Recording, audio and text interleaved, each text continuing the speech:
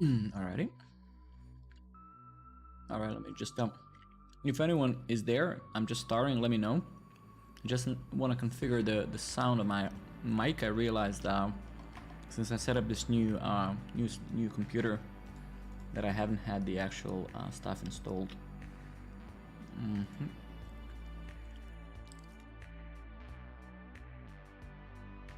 Where is it? MV7. Wait, MV. Sure. Ah, yeah, here it is. Okay.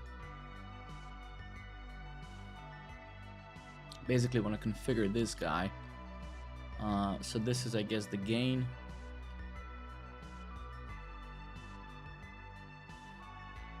Live meters.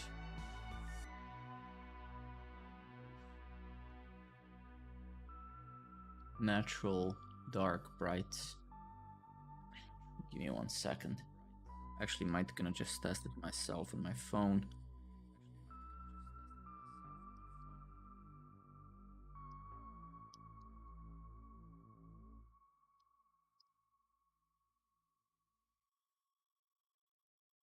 All right, test. All right, test. Dark. Let's try dark. Try dark. Jesus Christ. Okay. Horrible. Okay. I'll ask when we start. When there's more people here, then I'm gonna try to configure it a bit more.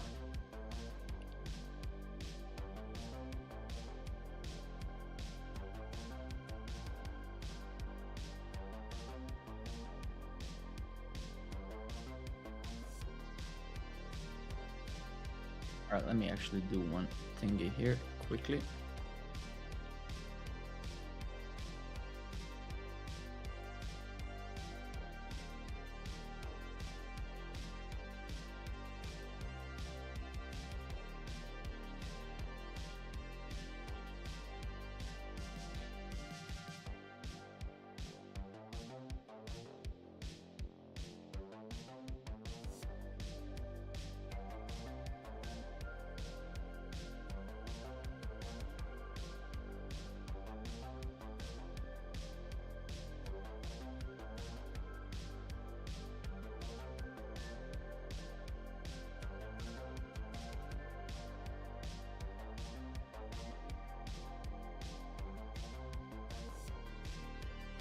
Cool, alrighty.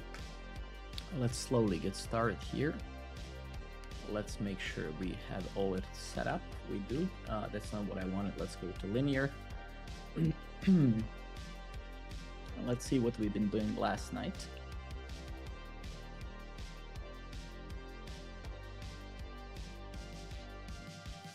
Yeah, so I think last night I kind of started doing those draft.js things. They were a bit annoying. Let me actually also run our storybook. I forgot about that. So let's go to our front-end folder. Let's use the Node version, and then let's just say yarn storybook, I guess. Yeah.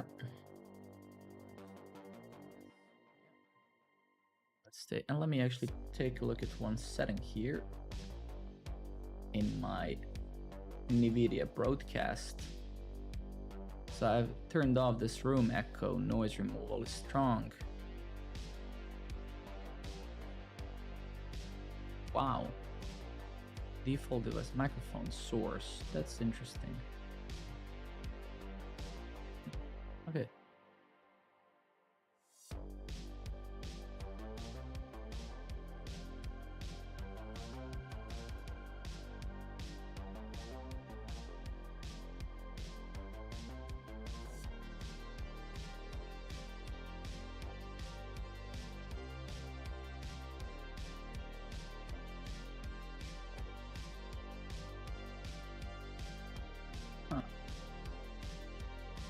Interesting. So why is my microphone not under?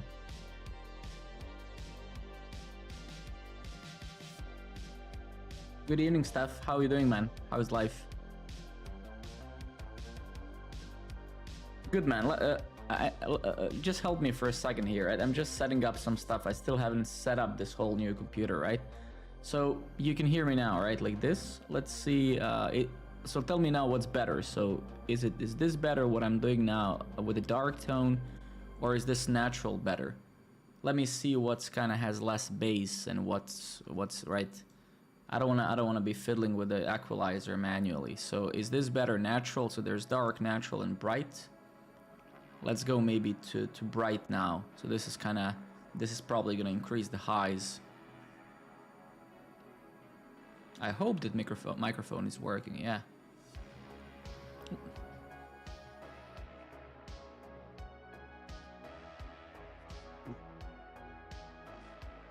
So what is better? So what is better? Is the dark better, natural, or bright? What do you think that's better now?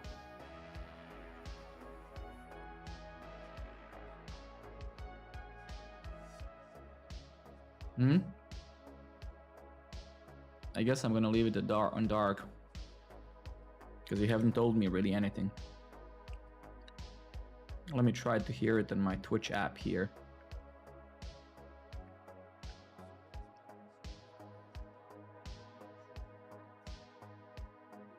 All right, never mind. I hope it's fine. I hope you can hear me well. Dark, okay. So let's keep the dark. All right, cool. Got it, all right. It should have more bass, less mids. That's kind of what the dark would mean in audio sense, right?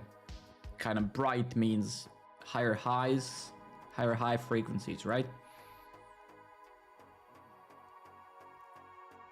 All right, cool. So last night, basically, I've been doing this. We've been fiddling basically with the Draft.js,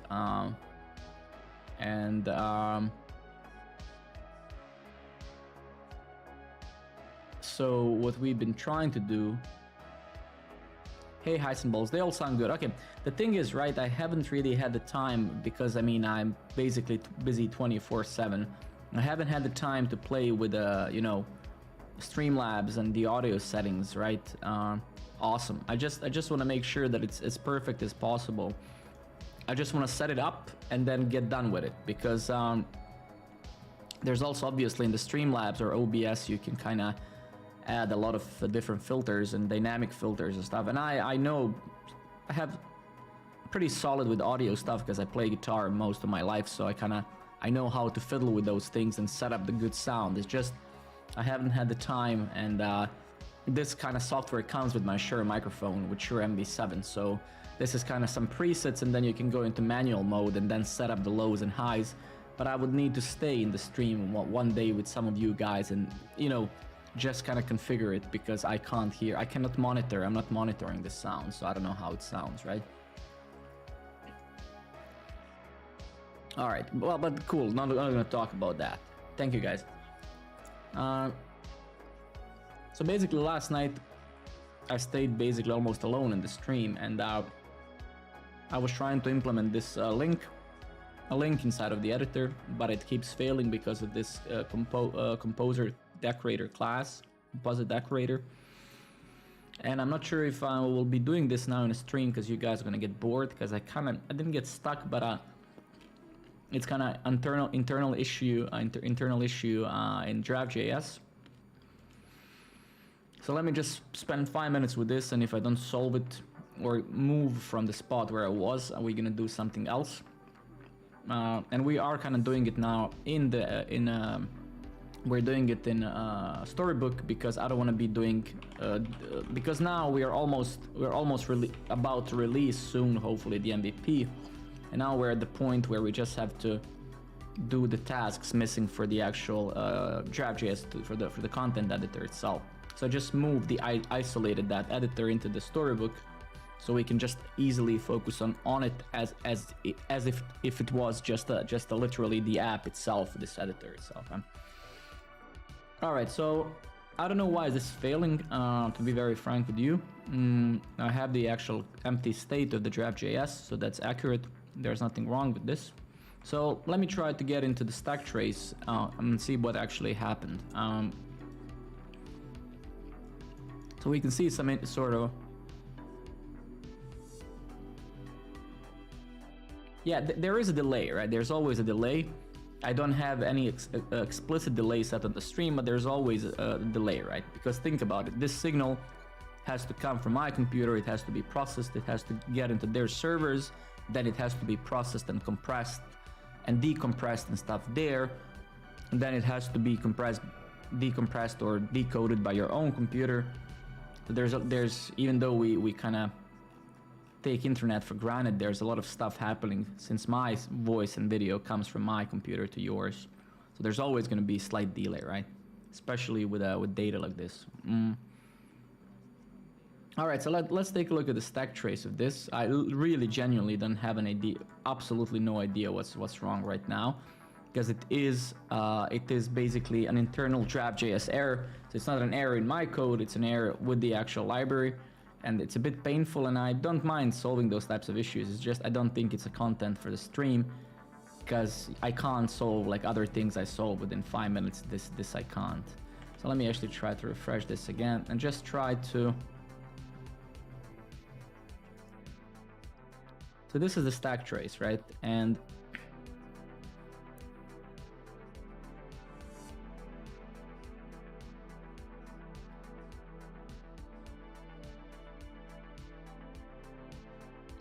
this is our code basically. So this line here is my code.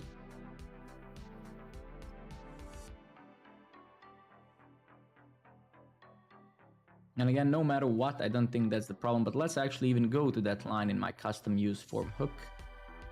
So let's go over here, let's go to line 128, and let's kind of get rid of this effect completely so we don't check the dirty state at all, right? I don't again think that's the issue, right? But either way, we can take a look at it. Set this dirty as a sign. Actually, yeah, where is it? Yeah, let's just disable those. Let's disable those things. I don't think it did it yet. No. Yeah. All right.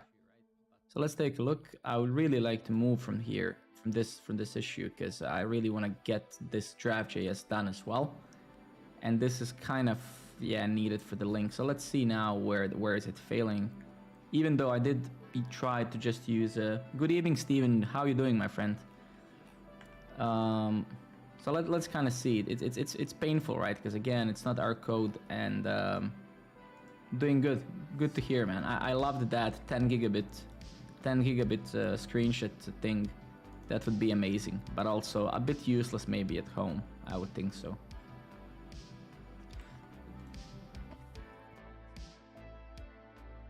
All right, so this is not an issue, and the reason why I know that this is not an issue is because I actually tried just isolating this last night into just using the native set state from React, and in the same issue occurred basically. So let's kind of try to go through my implementation, my abstraction over the editor here.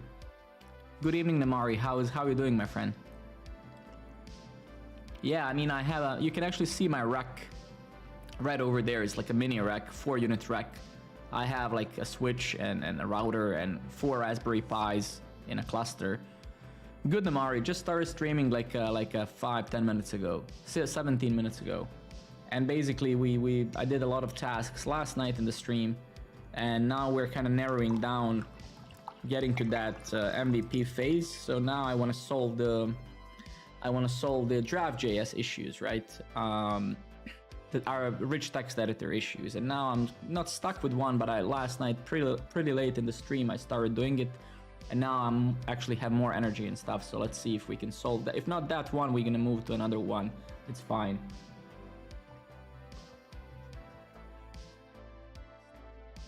Water. Okay.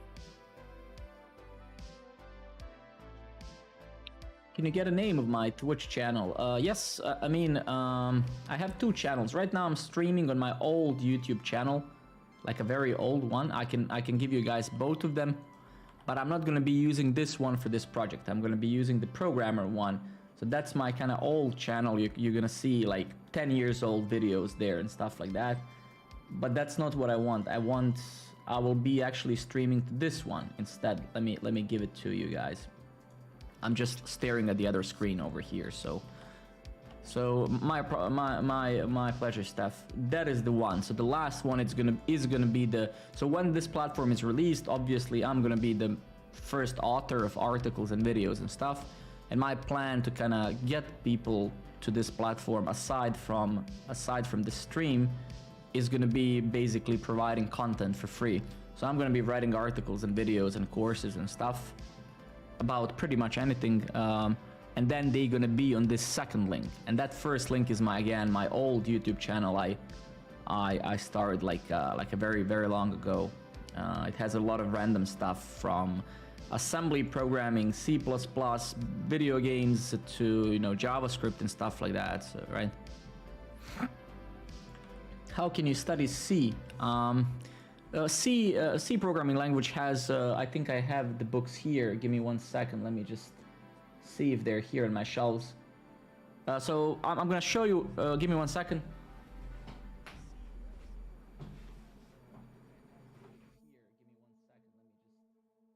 So I'm gonna show you the best books for C programming on the planet. This one you're not gonna understand because it's kind of in my native language, but it's those two basically. So this is kind of the Bibles of C. I can actually send you the link. Those are two best C programming books. One is the book and one is the actual, the other one is like a practice book, right? So you have assignments and stuff. And those are the Dennis M. Ritchie, those are the legends of that industry. So Dennis, what is it? M. Ritchie C book. So this is the Bible of C programming, right?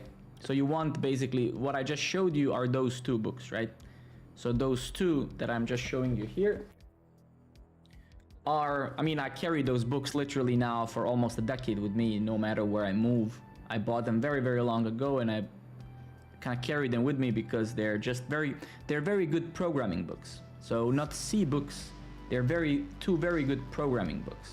And then of course they're explaining C programming language. But generally, so this is the answer book. This is basically one of the, essentially it gives you the answers to the problems in the book. But I would highly advise, I'm just gonna, no, I don't want the freaking answer book, man. Come on. The C book. I think it's literally, yeah, C programming language. Here it is. This is the one that I just shared, right? Yeah. So, and you can see it's a bestseller, right? So let me just share it with you here, right? Absolutely great book. One of the best programming books out there.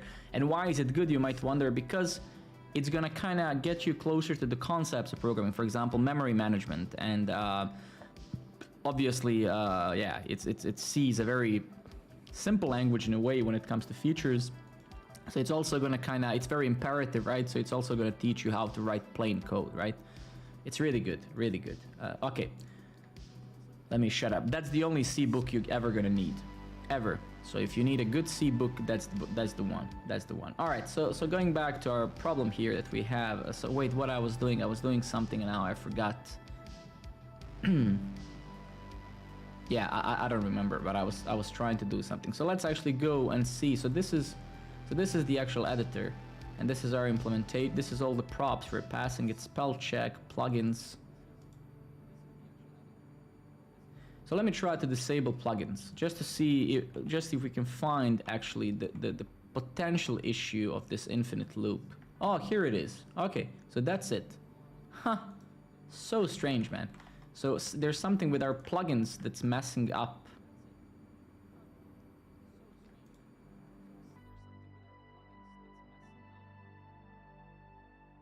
Let's now try to narrow it down even more, right? So we just realized that there's something, one of those plugins is messing it up. Yeah, it's failing. So let's see which one is it messing it up. Thank you very much for the follow, Vishuri P for games. I hope I said at least a portion of it, right? So let's disable this one. So it's not this one. Let's disable the Prism one. This is one for highlighting my code in the text editor. So it's this one, okay. And let's try to... Okay, so this is causing an issue, right?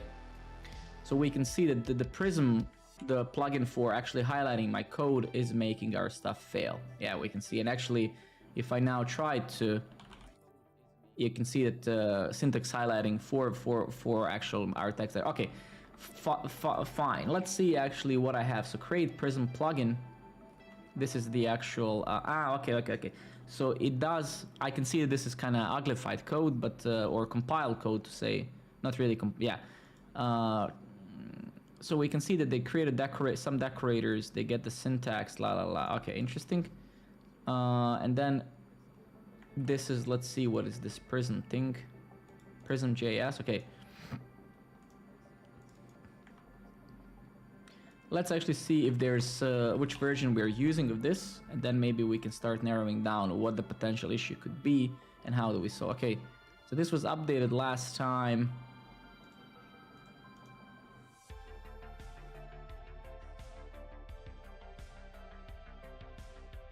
Five years ago. So that's not good at all, is it? So let's see if there's something else. Draft.js Prism.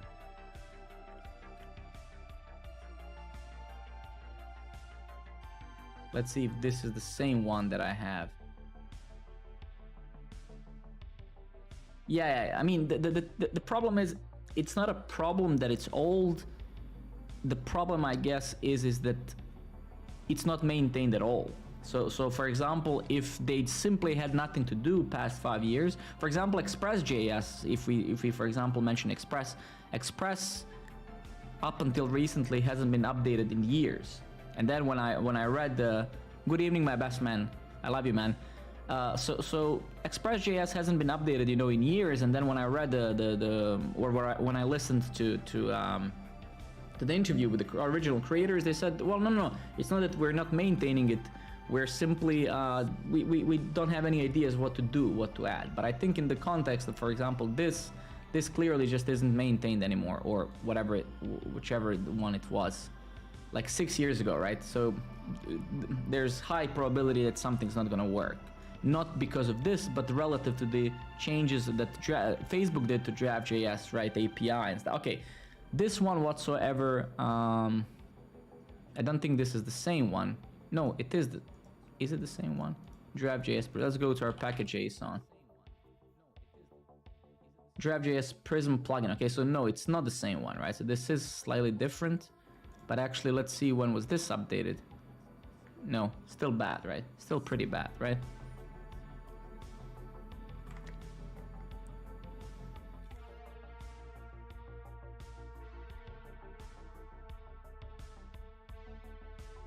But let's actually try to use it like this, right? Because last night during the stream, I started reading about because I forgot the Draft.js API. But if we actually go to my storybook here, you can see that I'm actually passing those decorators, and one of the decorators is my link implementation of. Sure. So just to give you guys the context. So basically, a couple of streams ago, we created a new just to go a few steps back, not just one. So a few streams ago, we created a Road to MVP project, and I kind of laid out all of the things that we found that I had in that to-do list, if you guys remember from my VS Code. So I put them all here, and now kind of after 2-3 streams, past 2 streams, I narrowed the problems down mostly to Draft.js. Some are problems and some are features, right? So right now, I have isolated Draft.js to Storybook, and I'm trying to add a link. So basically, you can add a link inside of the text editor, right? And to do that, you need to create this composite decorator. The strategy basically is a function that defines what does it mean to for example, insert a link. What is that? How do I find what the link is? And then the link itself is a React component, right? That's going to be inserted, right? So after I tried actually doing this last night, I passed those decorators to the. Essentially, this is how you initiate an empty state in Draft.js editor. You just use this editor state create empty, because the state inside of the Draft.js editor is just a complex object structure. It's not like an empty string like in a regular input field of HTML input field. It's like a structure. So you cannot just say content is an empty string, because Draft.js needs, you know, its own structure of objects, nested objects and stuff. Anyway, so after doing this, we got this error here, and then I just narrowed it down in a second ago, right? We just realized that it's related to those plugins, and we just also realized that this plugin is making it fail. So if I comment this out, you can see that my stuff now is rendering. Let's actually zoom in to the Oblivion here, so we can see this better. So you can see, we can see that the issue is with this, right? That being said, I just realized here by looking at this that we can actually create a decorator like this and pass it. So let's actually try this instead.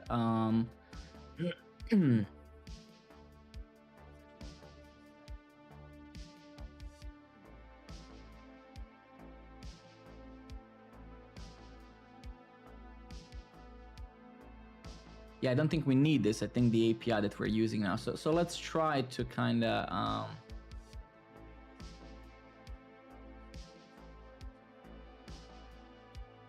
I don't want to create a plugin. We need a decorator, I guess. But the plugin would be better because I guess decorator we have to pass the decorator to every instance of an editor, right? We will have to do that every single time, right?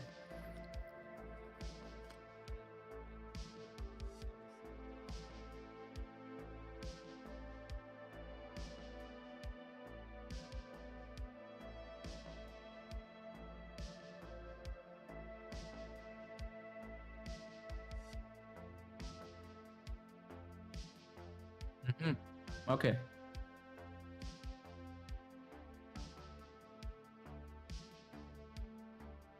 Let me just check one thing here.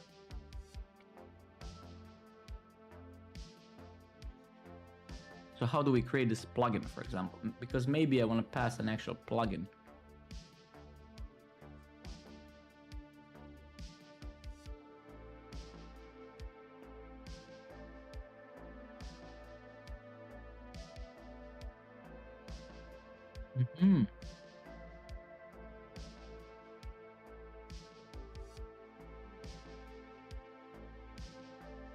Okay, let me try to do one crazy thing here.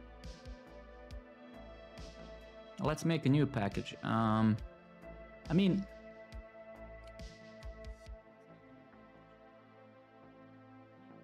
I think that would be painful, believe it or not. I think it would be painful, pretty painful.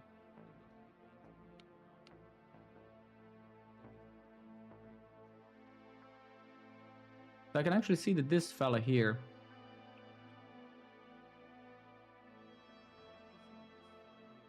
just if you read this kind of code here,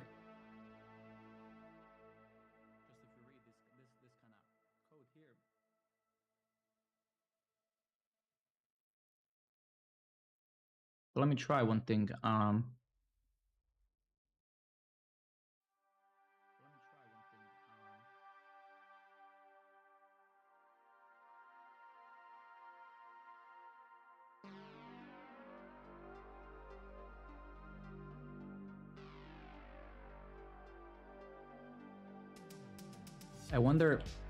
I just wonder, I'm not sure, but I just wonder if I could do something like this instead.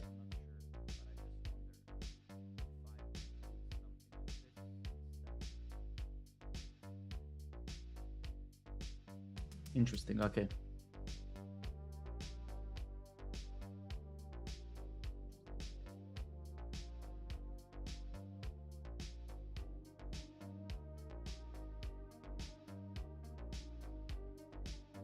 It's a weird.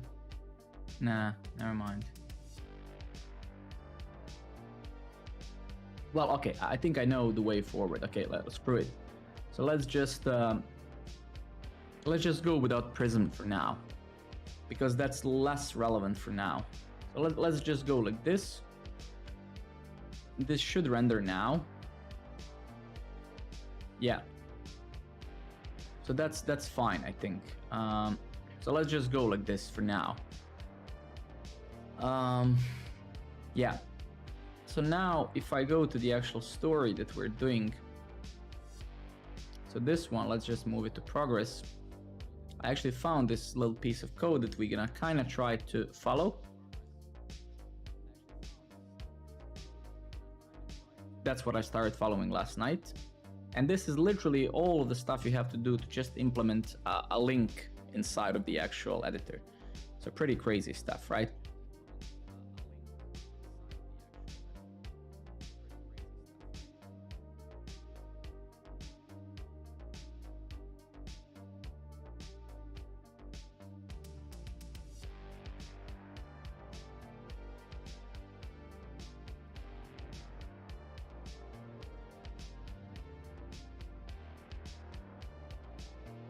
Okay, so let's kind of think about it what we want. So when I click this, let's actually go over here. So when I click this thing, I need an input to be shown, right?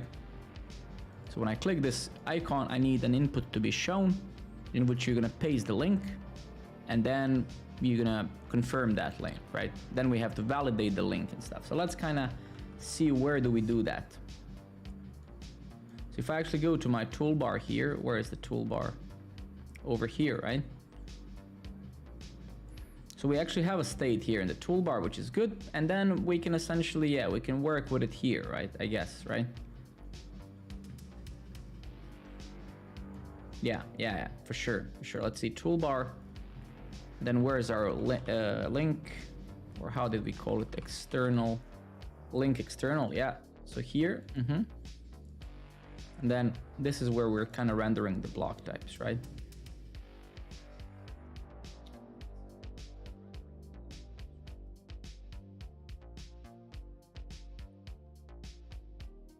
All right, cool. So essentially on clicking here, we want to show the input somewhere, maybe beneath it, or I don't actually know. We'll see now in a second. Maybe some model that spawns it. Let's see how is it done over here.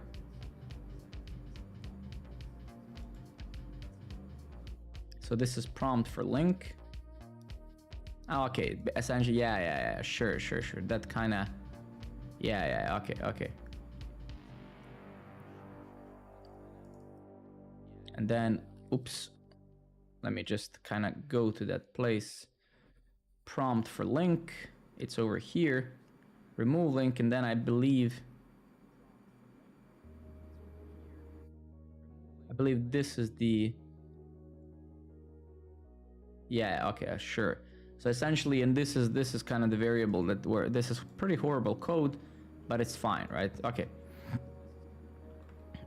So in our case, so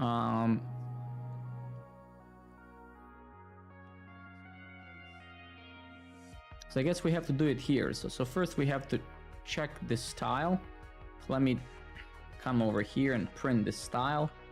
So here we'll have to write that logic to show the input and where to show it, right? So if I actually go to my storybook and I click this, we can see that the style, that style property is called link. And we can use that, I guess, now to, okay, interesting.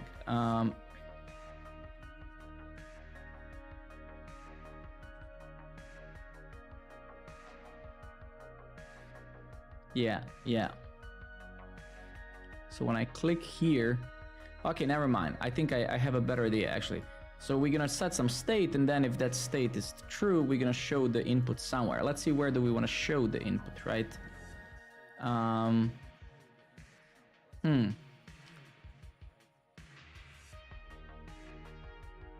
Let's take a look at it here. Those are this is my entire, this is my entire toolbar, right? Yeah. So what would happen if I would put an input here? But actually, what if I would do something like this?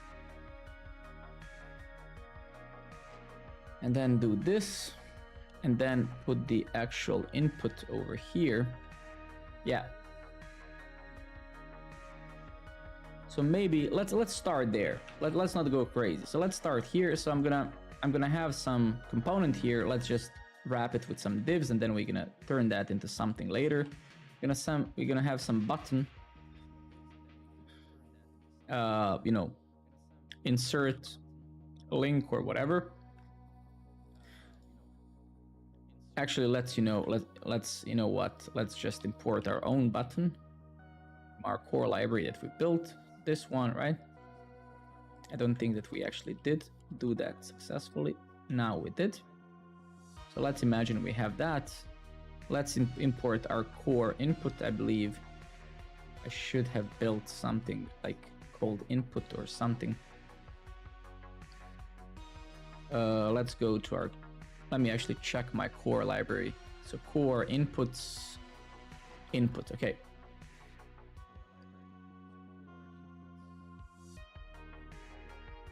But that's my friend. So the guy from the picture there, Stefan, is my friend, and he will be working on this project with me for sure. He essentially decided his name is Juan. He's a person I hired 5 or 6 years ago in a company where I was working.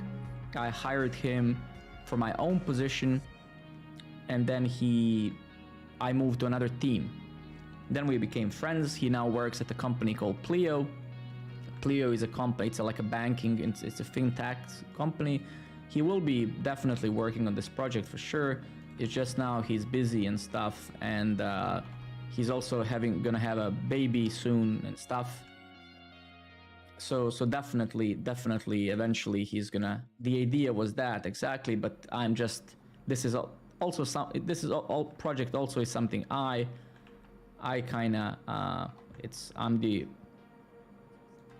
how would I say it, I'm the founder of this, so it would be silly to expect anyone else except me to be more passionate than me about this, right? So he will help eventually, but for now he's a bit busy. Oh my god, here's Nora herself. Good evening, Nora. I saw the chat, I saw the stuff on Discord. Tomorrow you're getting the keys, right?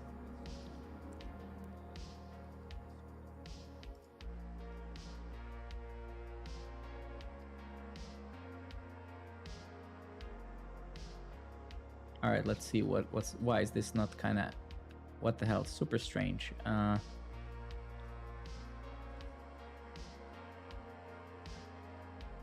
Let's take a look at this fella here. Ah, okay. So there's this guy. Okay, strange.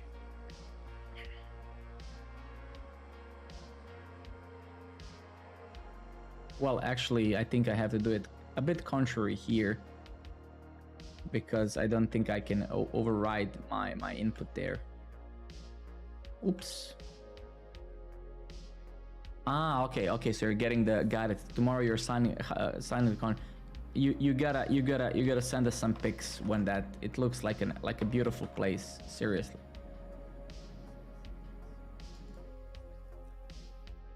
Is this off or am I blind?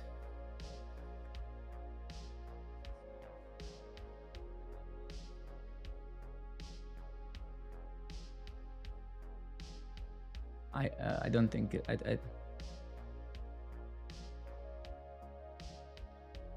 The reason why my music sounds different, Nora, is because I haven't configured this new setup yet. So I haven't yet configured my Streamlabs. There's this VOD that Twitch has, and you essentially you're not allowed to send the audio to this video that is going to remain recorded. So I just found copyrighted free music now that I can play without worrying about it, right? That's why it's kind of some synthwave stuff I found online, right? Okay, so let's kind of continue with this. So this is going to be shown when you click insert link, right? Let's kind of zoom this again, and we're gonna style this. Let's not worry too much about how it looks like, it's irrelevant. Let's build the functionality, then we're gonna prettify. So when I click this thing, we want to show this, right? So that's what we know. So let's kind of implement that. So here we will probably say here, hey, you know, is insert link. I generally, I think learned so far that I prefix all of my booleans with is, and then here we actually, it seems that I'm not actually using this. So actually that's a pretty horrible name though. Is link input shown. So let's call it such. And here, yeah, is link input shown, and then we want to say set is link input shown, and by default obviously it's going to be false. And then clearly, yeah, so now we have to target this thing, right? So we can see that my link is inside of a group called block types, so it's over here, right? So somewhere over here we want to ask that question, hey, if the style is link, then, you know, call the state or whatever. So here I can say, you know, if style is equal to link, set is link input shown to true. And now if we click this, we should see an input, right? That's great, right? So let's just for our, so I think user input some text, user highlights it. Okay. So there are two ways that we will implement this today, in two ways. One way is this, where you're gonna, and then the other way you'll be able to type in some text and then highlight it and press Command or Control V. And that's gonna be an interesting task for today, because you're gonna see how you can actually use shortcuts and keyboard key bindings and stuff in this editor to achieve some stuff like that, right? So this is now good.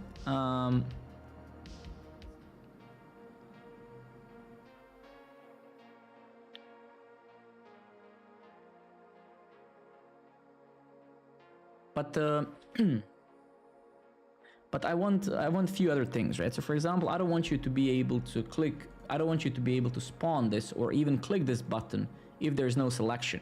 And selection is one of the concepts in all of those more complex rich text editors. The selection is the selection is the most important concept, because selection essentially is when I select whatever it can be. It can be a bold text. When I select it, now this is a selection, and it's set, the selection is set in the content state of the Draft.js editor.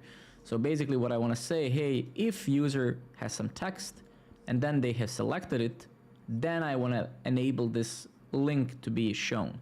Because if you haven't really selected any text, then you can't really paste any, create any link, right? And then if we go back to this example that I found, I'm pretty sure that that's what this guy is also doing. Yeah, so here's the content state.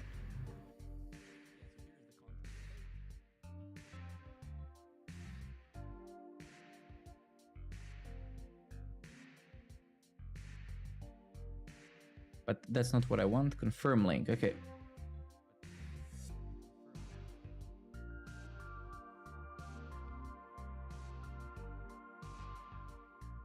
But this is the magic we need, right? And you can see it looks fairly complex because one has to kind of learn this Draft.js API, right? So let's try to decipher this because I forgot. So we get the actual state of the whole editor. Content state with entity, I guess here we create a link. We say it's mutable because we want to change it. Then we set the URL to the value. I guess we get the position of this newly created element, and then we actually think of this almost as a action creator in a way, but not really. But here you're never mutating the content state of the Draft.js manually. You call this set, editor state set, then you pass the current state, and then you pass the new state. And then we're saying insert this link in that state, right? Then apply this. Okay, toggle link, I guess this is some utility that, yeah, okay, fine, okay. So this is kind of what we need, right? And then here this guy calls the set state to kind of close the input. So essentially when you do this, so you do this, you say add link and then confirm. So what he does basically just closes that. Okay, so this is pretty much what we need. So we need all of this.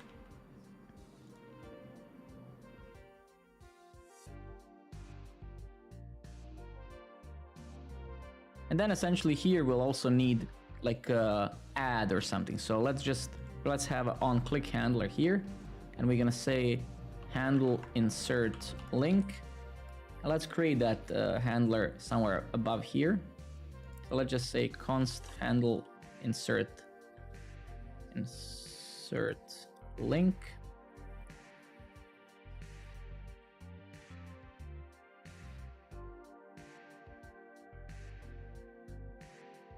We will. So it's a very good question, Stefan. We will actually. This project is going to be fully. It's going to have full accessibility support. It is. When we talk about web accessibility, there are various things to consider. You have people who are blind. You have people who are deaf. You have people with the physical disabilities who can't use the mouse, for example. They use the keyboard, the tab, and the arrows and stuff like that.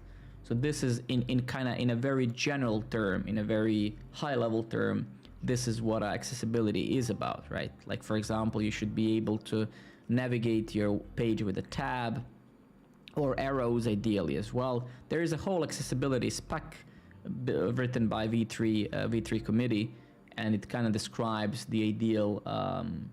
But yes, Programmer Network is going to be accessible 100%. Due to two reasons. Number one is empathy, of course, and number two is SEO, right? Because you do get punished also by search engines when you don't follow some of those things, right? We're gonna probably release without those optimizations, and then we're gonna fully for like 2 weeks. We're gonna just focus on all sorts of optimizations like that, right? We're gonna use the light sail thing, the Chrome light sail extension, and we're gonna kind of try to get the maximum scores in all domains, right? Because there's a lot when we talk about accessibility. There's a lot to talk about. There's a contrast and stuff like that. Okay, handle insert link.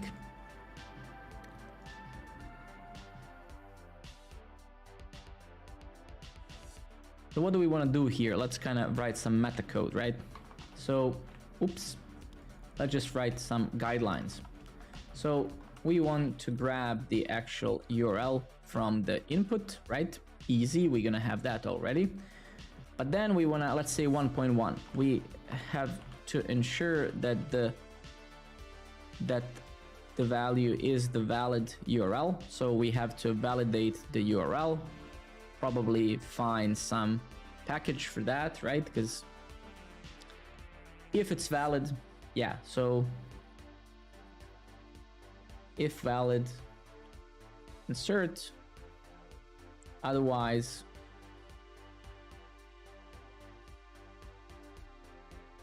show error or something. We'll see when we get to this in a second. So handle insert link is gonna call this. We have this input, so we actually have to have someone change here, right? How am I actually doing this? Yeah, change target name. So we're gonna need the name here as well. Let's call this name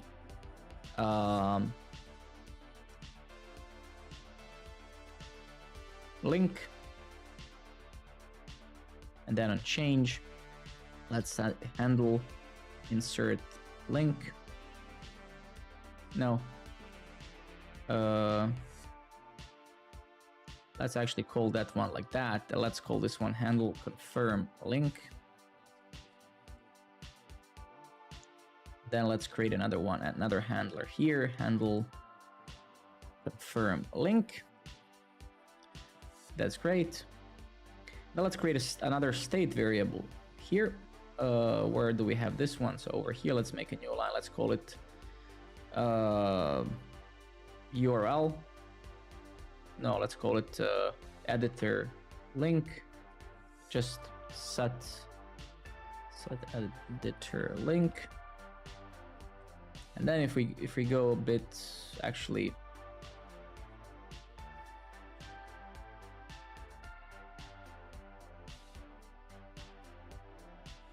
yeah. So here we're gonna say set insert, set editor link.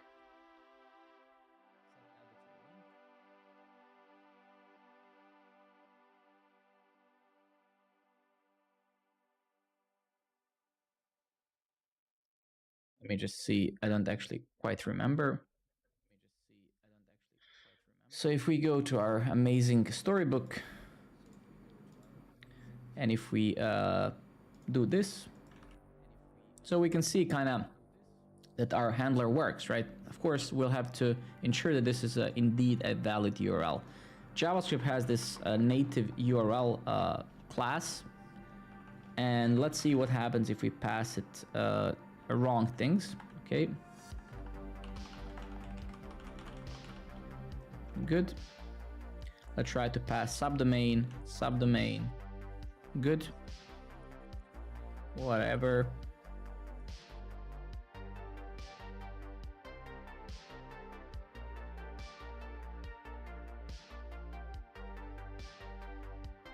But I guess we could start with this without installing any library, right? So let's just try with native JavaScript that JavaScript already supports, right? So here we're gonna be just setting the state. Basically this handle insert link. Let's call this actually handle change link. And that's pretty much to do what it's already doing. It doesn't really have to do anything else.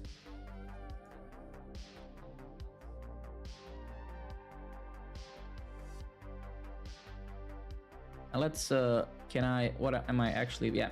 Let's just say here, type is text. Even though no need, that is an actual type. Cool, all right. Let me just check, for my sanity check, input type URL. Just for my sanity check, I don't remember.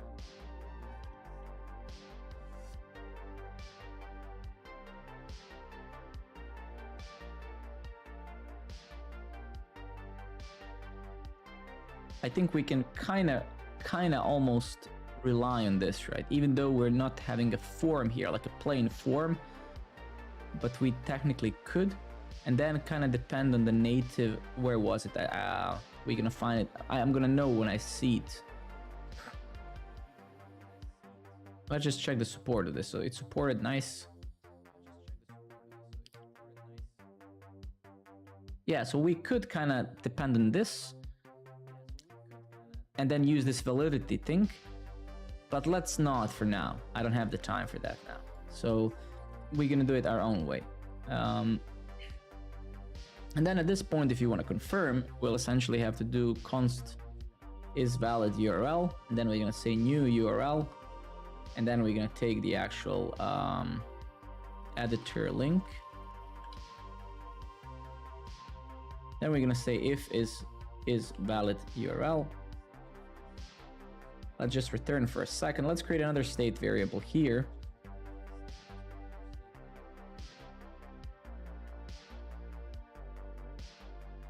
Let's call it editor link error.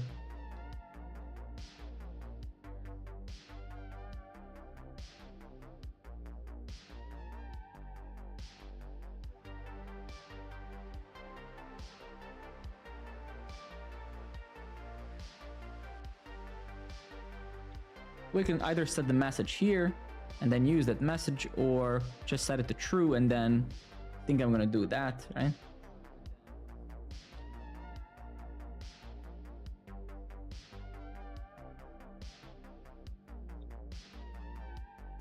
Then we go to this thing and we will move this out into its own component eventually. Here we can say, you know, if actually we can do it like this. At editor link error and please enter a valid URL, right? Something like that. So if we actually go over, oops, if we go over here and try to insert, let's actually see. I actually know. So let's kind of go back here. So this is gonna actually throw, right? So this is gonna throw. So we have to use try and catch here. Catch error.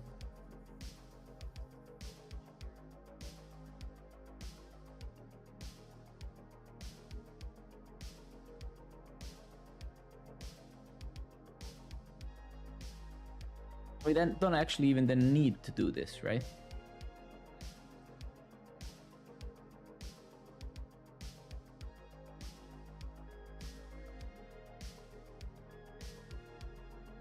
We don't actually need to do this because if this fails, it's gonna throw, and then we're gonna end up here, right? All right, let's try that out.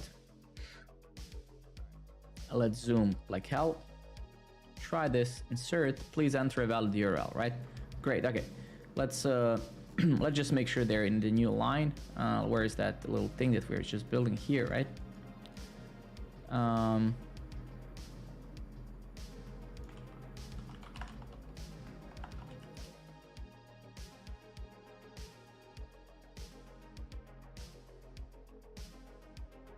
Okay, cool. Try that again. And then we're gonna do the UI later on, right? So, right, let's not worry much about how it looks like. That's actually great. Yeah, all right.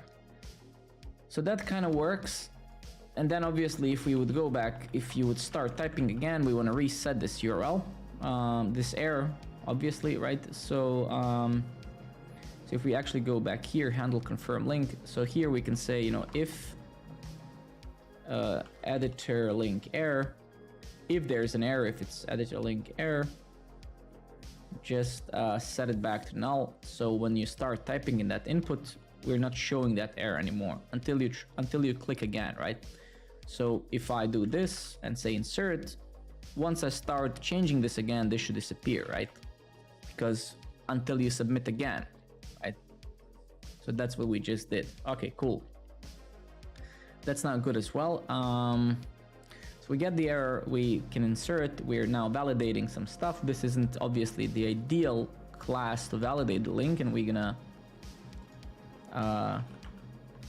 replace this with a more robust solution utility. This is just so we actually solve the task, then we can focus on the details of it. So that's good. And then eventually if you pass this point, we want to call this this logic that we pretty much found here, right? So let's kind of grab all of this and then move it into our own stuff. So if you pass this point, we're good. And we don't actually need this line here.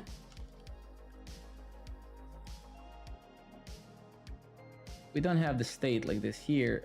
Do I actually have editor state? I do. No, I do not. Not fluently, no. One doesn't learn Danish in 6-7 years. It's a very hard language, no. So editor state URL value. Okay, great. So we don't actually need this. URL value is going to be the actual editor link. So this is actually solid.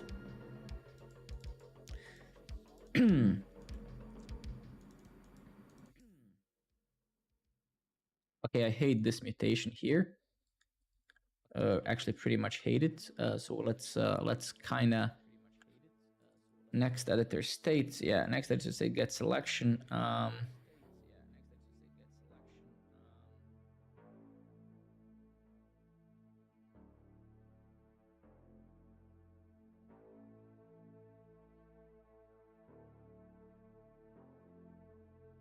Okay, and then yeah, sure.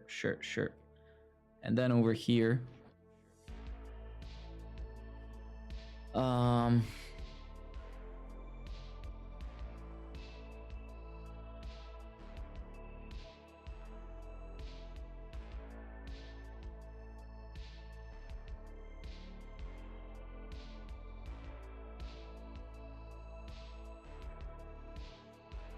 all right, and then we want to call this and pass it this state basically here. And then let's get rid of this, and we're gonna do, actually let's comment it out for now.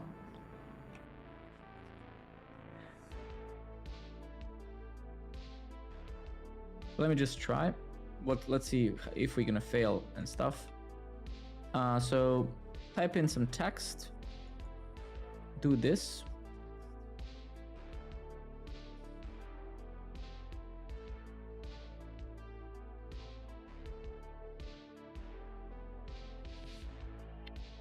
That's actually quite strange that our utility is failing. Wouldn't you say that this is an actual valid URL?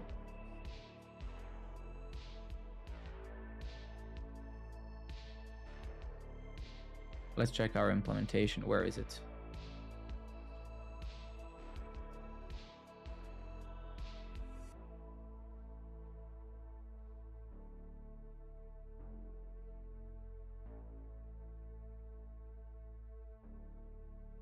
Let me change this music before I yeah, I mean, let's say it.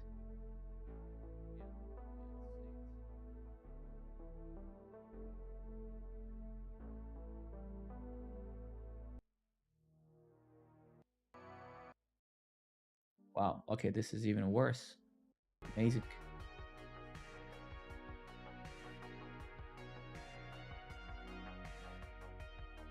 Okay, well, I mean, yeah, it's fine. Okay.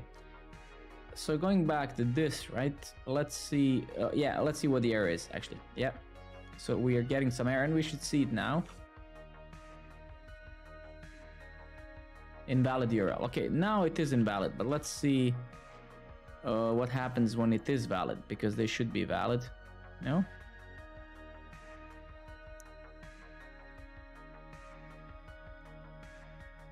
I mean, that literally doesn't make any sense. Why would this fail?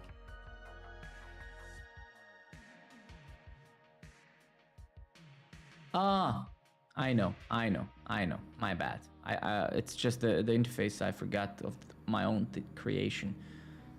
So this editor link basically has a value on it, right?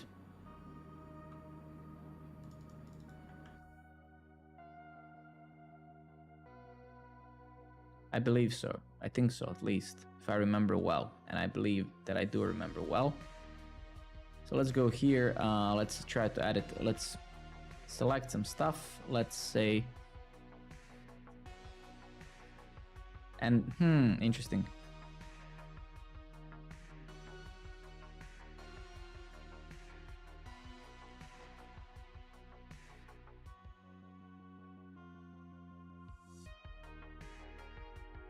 Let me just see what the actual value of it is.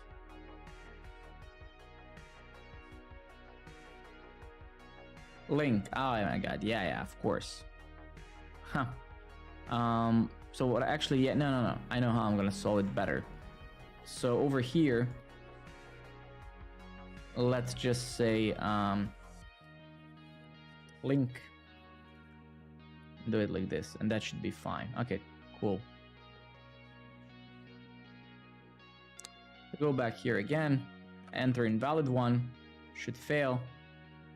Enter the valid one, should succeed. This one should succeed. Now the rest of the code should fail.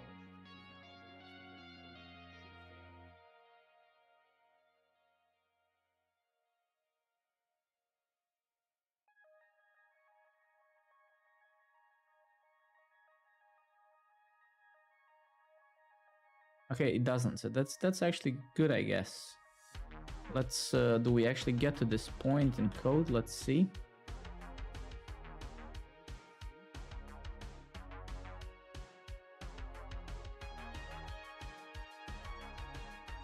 So we do, right? So everything actually gets executed now. So there's really no selection, right? That's the problem. And actually, that's quite interesting because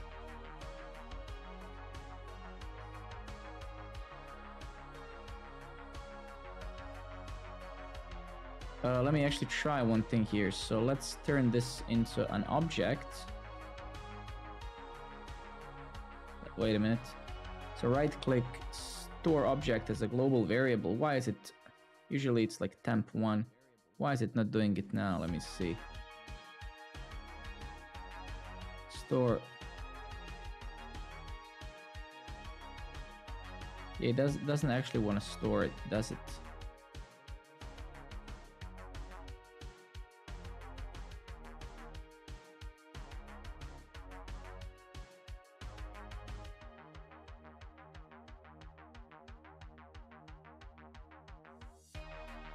Just trying to see if I actually managed to select anything, and it would be this, so I probably didn't. Okay, so I think the main issue now is that the selection doesn't really work because the focus is lost. Okay, well, let me go back over here.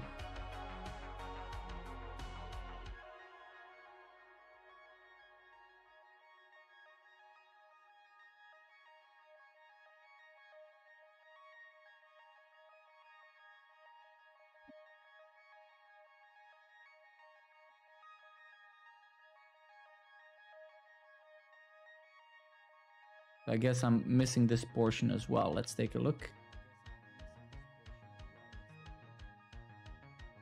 I'm pretty sure, and then we should be good. So because the workflow should be this, you wrote some text, you want to insert the link. Exactly. And then, yeah. Okay, so let's get this portion then as well.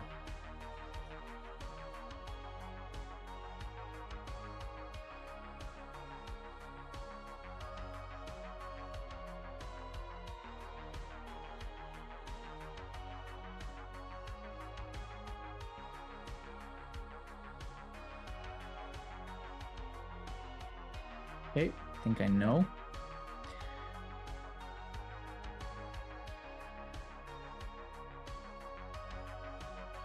Handle confirm, handle change. No, none of that. Where's my subtle? Yeah, so this. Okay, so we need a handler for that. How would we call this? Const. Handle add link, and then I'll have to re-question those names.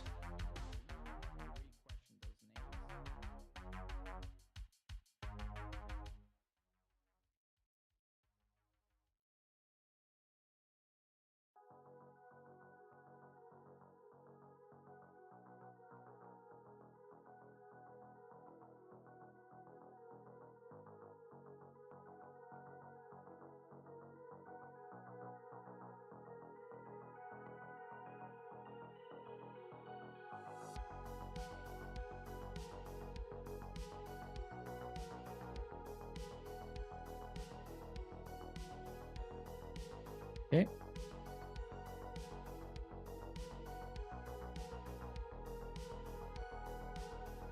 What?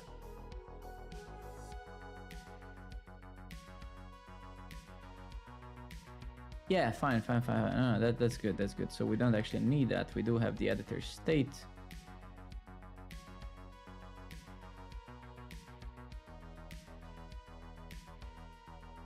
So let's just kind of reverse thing. This logic here. Let's early return if selection is collapsed. Return.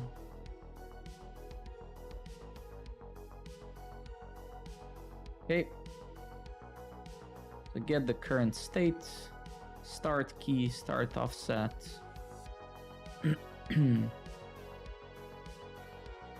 Okay, I have no idea what this actually does, to be very frank with you, but doesn't matter. We'll figure it out, and then. Okay, let's see now if we're at least passing that stage.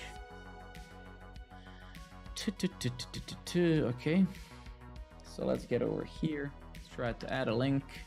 Highlight this. Insert.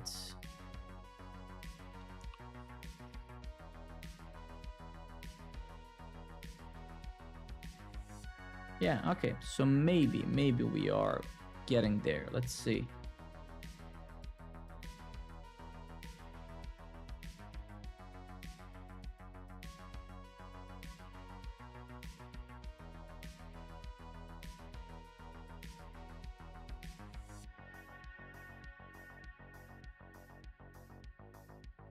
Okay, let me actually go back over here and then URL value. Let me find the.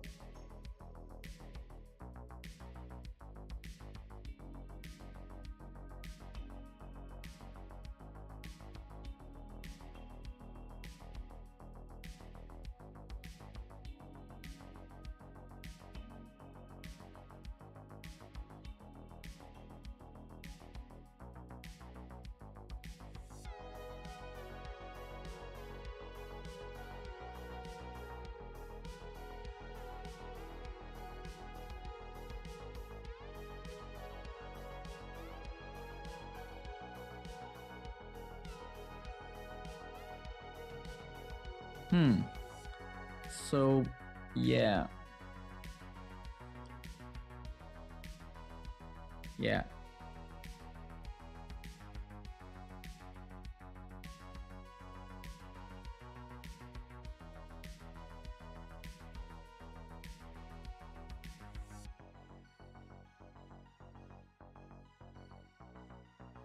Yeah, yeah.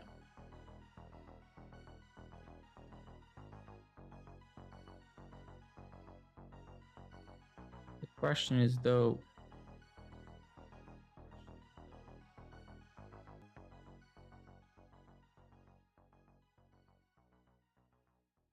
yeah, okay, okay.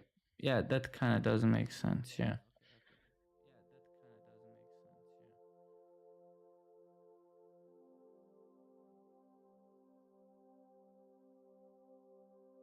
Link value, what is block with link at the beginning? Okay, I don't actually know what is this supposed to do.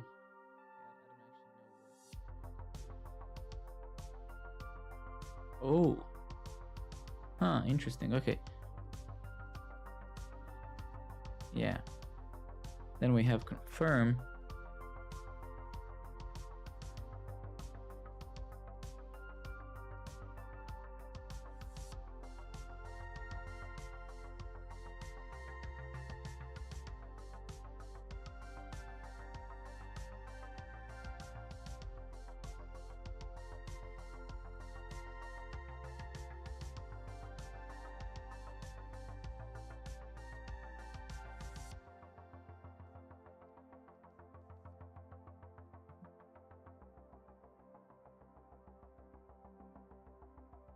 Okay.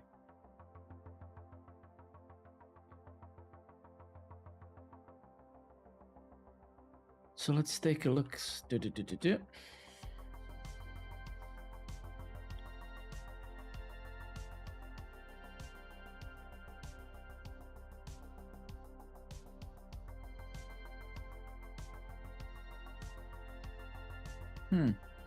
So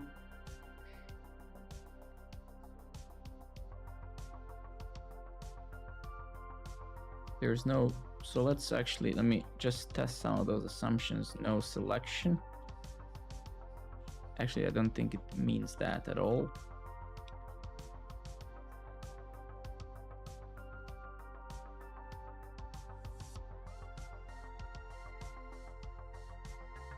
No, so it does mean that, right? So if there's no selection, we're gonna get that.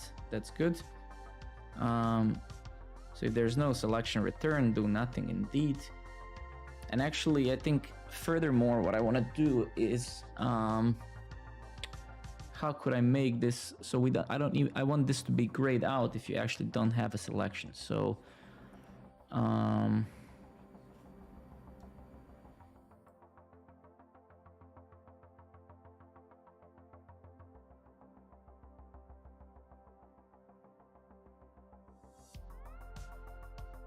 yeah, I guess we can do that, right?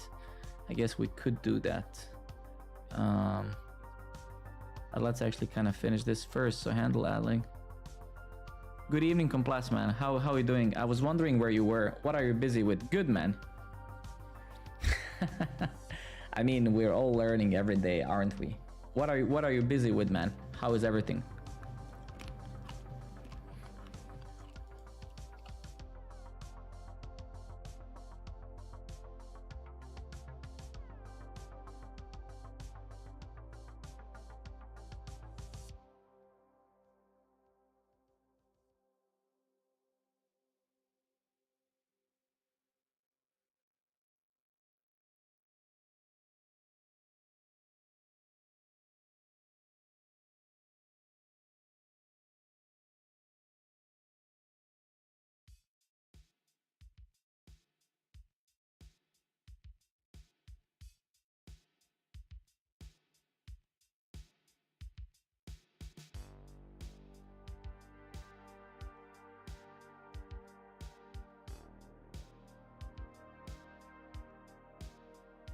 Good evening, Raven, man. Haven't seen you in a while.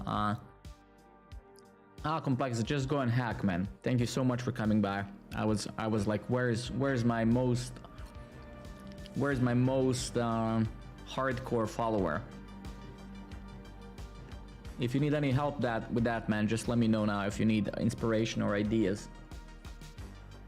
And good, Raven, good, man. Just hacking away, getting closer to the MVP, doing the Draft.js now, implementing some missing features in Draft.js. So pretty good, I think. Yeah.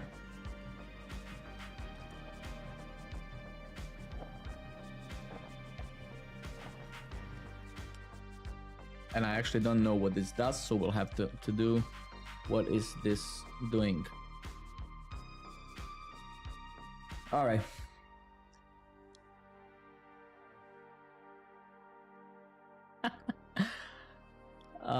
True. Someone like me, exactly. You see, you just showed up and my stuff isn't even being shown anymore in a storybook. Isn't it beautiful? You literally showed up and my story is gone.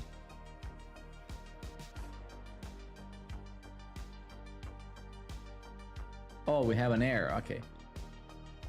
Yeah, you came and basically you introduced an error complex just by showing up. That I call skill. That I call skill.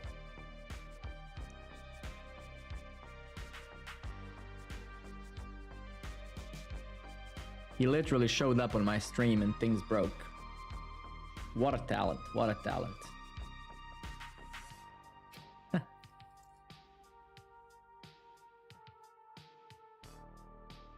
All right. All right.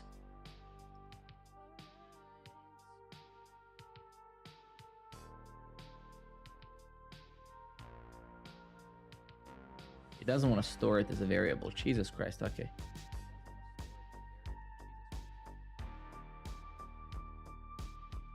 It literally said complex error.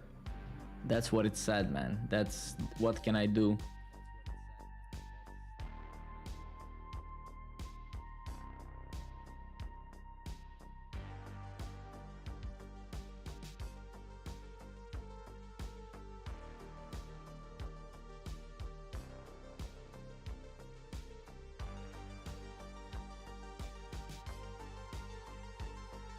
Complex, brilliant method name, exactly.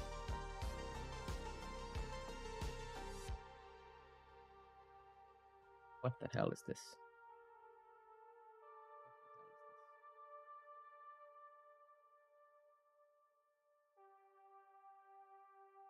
So actually, are we even getting to this point? I don't think we are we? What a great console. So we do this, right? Yeah, actually, no. It's fine. It's okay.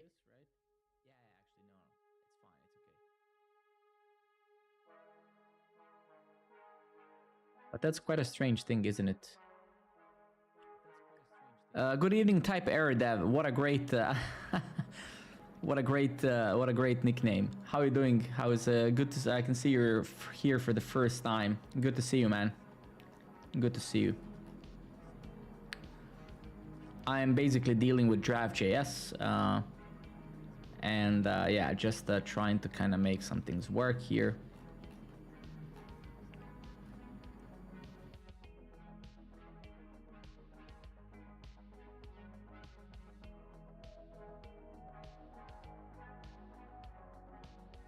What do you do, Type Error Dev? What is that you do?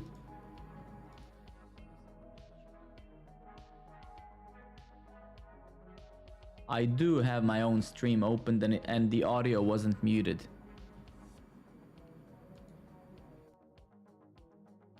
Man, I literally had it. Yeah, I had it. Oh, nice Type Error. So you're a student or something? Complex if you didn't show up. No, you're not. Jesus Christ, man. Good you told me. Keep making those mistakes. If you have any question about anything, Type Error Dev, feel free to ask. You are being haunted by me. You're being haunted by me. There's no question about that.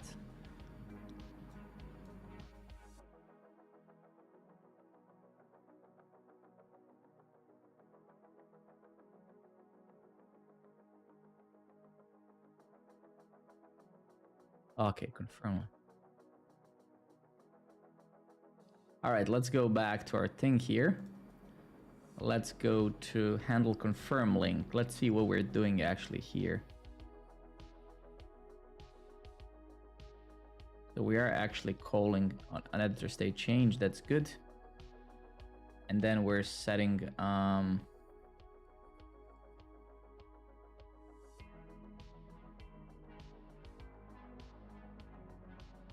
that's amazing, man. I worked at a boot camp in Boston just remotely called Thinkful for like 5 years. I taught there, and I had actually, surprisingly, I think from 160 students that I taught for this period of 5 years, I had probably like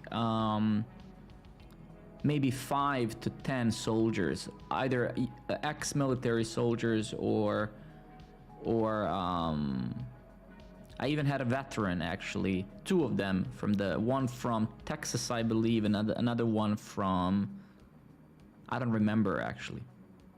But I know that a lot of people there, a lot of military personnel actually ends changing the career and going into something like this. So you're not the first person. Good, that's good, man. All of them, if anything, if it means anything to you, they all succeeded basically, because they had a very good mentality, which is all that one needs to actually achieve that. So, yeah.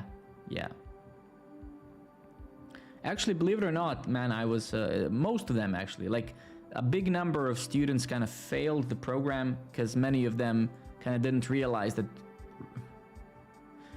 Actually, some are better than me probably today, I swear to God. I'm not even kidding. I mean, I taught there like couple of years ago, so I'm pretty sure that some of them are actually better than me today, easily. I mean, I'm not even kidding, I'm that serious. Some of them were so talented, man. Some of those people were so natural, it was crazy.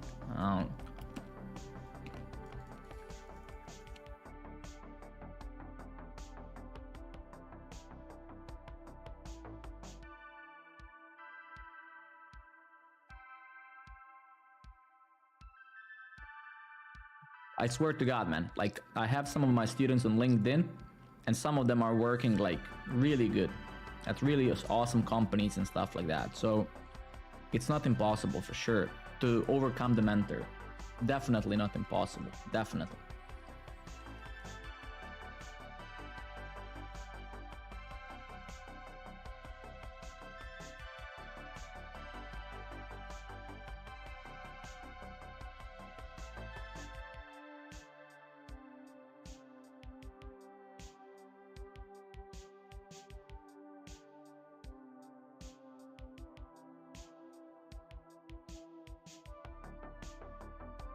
So let me just try to. So basically, when we highlight and we click this fella, this is the function that handles that.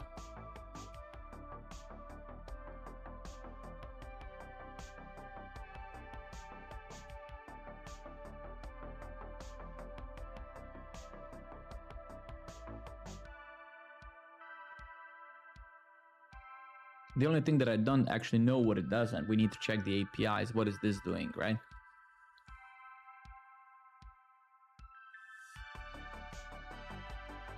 I don't know. Then the confirm. Good evening, Jazz Track. How you doing, my friend? Good, man. Just doing a bit of maybe for the viewers, slightly boring, maybe slightly boring tasks. Not boring. I mean, it's fun for me because it's kind of it's something, and we are getting closer to the MVP, right? So we're kind of narrowing those regressions and bugs out. So things are kind of slowly working properly. Okay, this is the feed that we have to actually fully design and stuff, but I don't know if we're gonna have it in the MVP. But generally, yeah, just slamming those things and day by day, it's all about consistency basically. So sometimes, as you know, I have a full-time job, family, and all of that stuff. So I mainly code this platform in the evening with you guys. So what's done is what's done in the stream, pretty much. All right, so let me see why. So the goal of this project basically, so So you can see that I'm now just narrowing down to the actual editor itself, rich text editor, right? It's this thing, it's the main component for writing content, right? Right now we have a few tasks in Linear here in our board, and they're all related to Draft.js. Right now I'm adding a link. So Draft.js basically is a library built by Facebook, the open source. They are using this for Facebook, and it's basically an API to build rich text editors yourself. So of course I could have went and found some pre-built component abstraction that comes with a lot of those things, but then what you lose when you do so is that you lose the flexibility to insert all awesome things in your app. For example, you can see in my rich text editor here, I have my own quote, right? For example, right? So I can build custom kind of components inside of the rich text editor, like this, for instance, right? So now I'm just adding remaining things, for example, external link and stuff that you can add a link and stuff. Nothing mind-blowing to say, but this is basically an API. So I'm building all of this stuff you see here is built by me. It's not like, and you can see there's a lot of stuff to do. So just kind of slowly kind of narrowing it down. So right now we're doing this task, which is basically adding a link to the editor itself, right?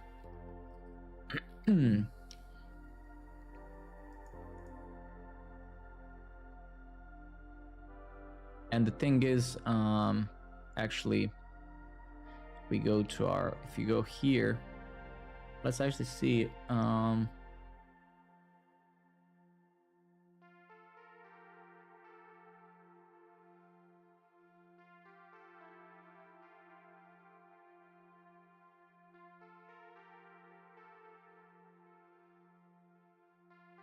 we have it here, right? Yeah, on editor state change, that's good. I think we're almost kind of getting there slowly. Let's just see where we are. So handle confirm link. So this is the confirmation part. Editor state, next editor state.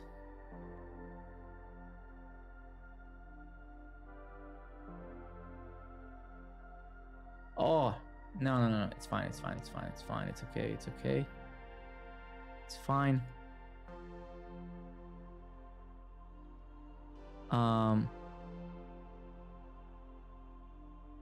See you later, my friend. See you tomorrow. Come by. The stream is not the same without you, man. So just solve your shit and come back. I don't care. Later, buddy. So basically this is going to mutate our editor state with current content, which is the new current content, which is with this inserted link. That's the idea. And then we have the next state, and then this is, I guess, going to toggle the link actually. And this is kind of what I feel that it doesn't work right now.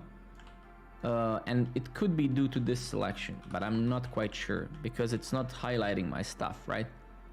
So let's take a look. So I feel it's something silly probably now, even though again, Type Error Dev, thank you for the follow, man. If you need really any help, just ask anything specific. Oh, interesting. Very interesting, right?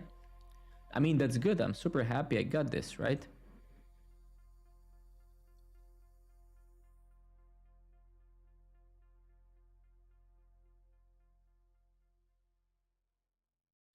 What do you mean, Raven? I'm sorry if I don't follow you.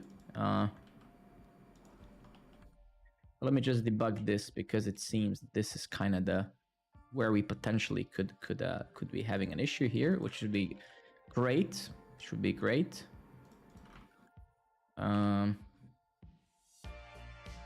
Interesting. Okay, that's very good. That's very good. Okay, so next editor state here. Ooh. This I'm an idiot. Apologies. I was kind of happy way too early, prematurely happy.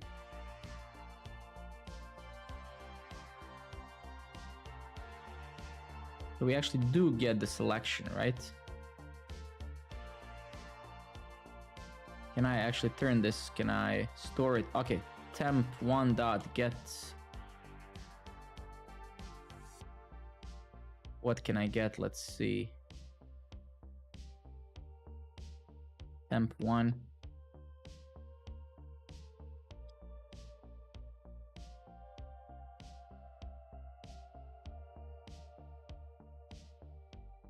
I mean, I can tell you the benefits quickly, so to save you some time, right? The main benefit, the most important benefit is simplicity, right? In simple words, right? It's plain JavaScript function, and then you have hooks. And the main benefit of hooks is exactly that. You can just hook into something specific. You can create your own custom hooks. You can, it's pretty much.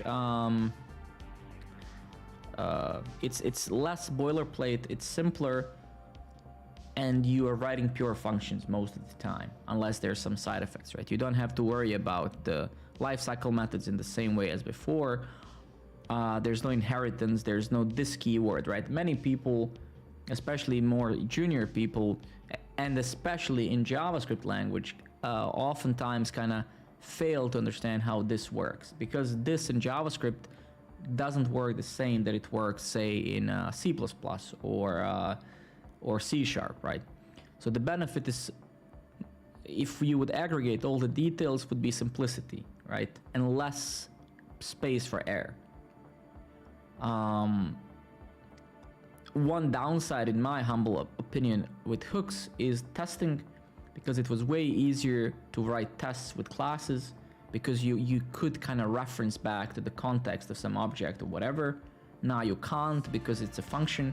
So now we're writing tests differently for React, because now you can only now write tests for the output. Absolutely. So main and primary reason is just easier. So it's less things that can go wrong. That's pretty much it. It's less things to learn. Because before you had different lifecycle methods, you have like component did mount, component will mount, component will unmount. You had all of those lifecycle methods. Now you have use effect, and depending in which order you execute them, oftentimes matters, of course. So it's just way simpler API, right? Less code, and again, no this keyword, which for many people, again, even senior people, oftentimes was confusing, right? Because depending on the context and how you were writing, for example, your function inside of that class and stuff, that this could be something else, right? And that's a different subject now, of course. But yeah, in simple words, it's just simpler, right? And you can break them down easier, because essentially it's just pure functions, right? And then it's easier to write them pure when they have to be pure. And then if they're not pure, if they have side effects, if they're talking to some API, whatever, well, the only difference is you just use effect hook, and that's it. So they're always looking the same, even if they're pure or unpure, they're almost identical. The difference usually is like, okay, here I have some effect, and that effect is going to run, etc., right? So this is kind of, in simple words explained, this is what you're going to come up to conclusion. You can read or watch videos, whatever, but at the end of the day, your conclusion is going to be, well, I'm achieving pretty much the same thing, but with less effort, right? That's it. Because we also have to kind of understand that entry level to web world is way kind of easier or lower than any other programming discipline, right? So a lot of people who come, that's why today you have things like React developer or, Vue developer, but there's no such thing, right? And the main reason why those positions exist is because you have a lot of developers who even think that they're senior, who are treating themselves as such because they can write React, for instance. But once you kind of start narrowing down into how the technology works, how it's built, and all of those tiny details, a lot of people get lost, right? So, but why am I saying this? Am I saying this to put someone down, to make them less valuable? Absolutely not. I'm saying this is that we're slowly building a community and the tools around programming in such a way where we're decreasing the quality, or we're decreasing the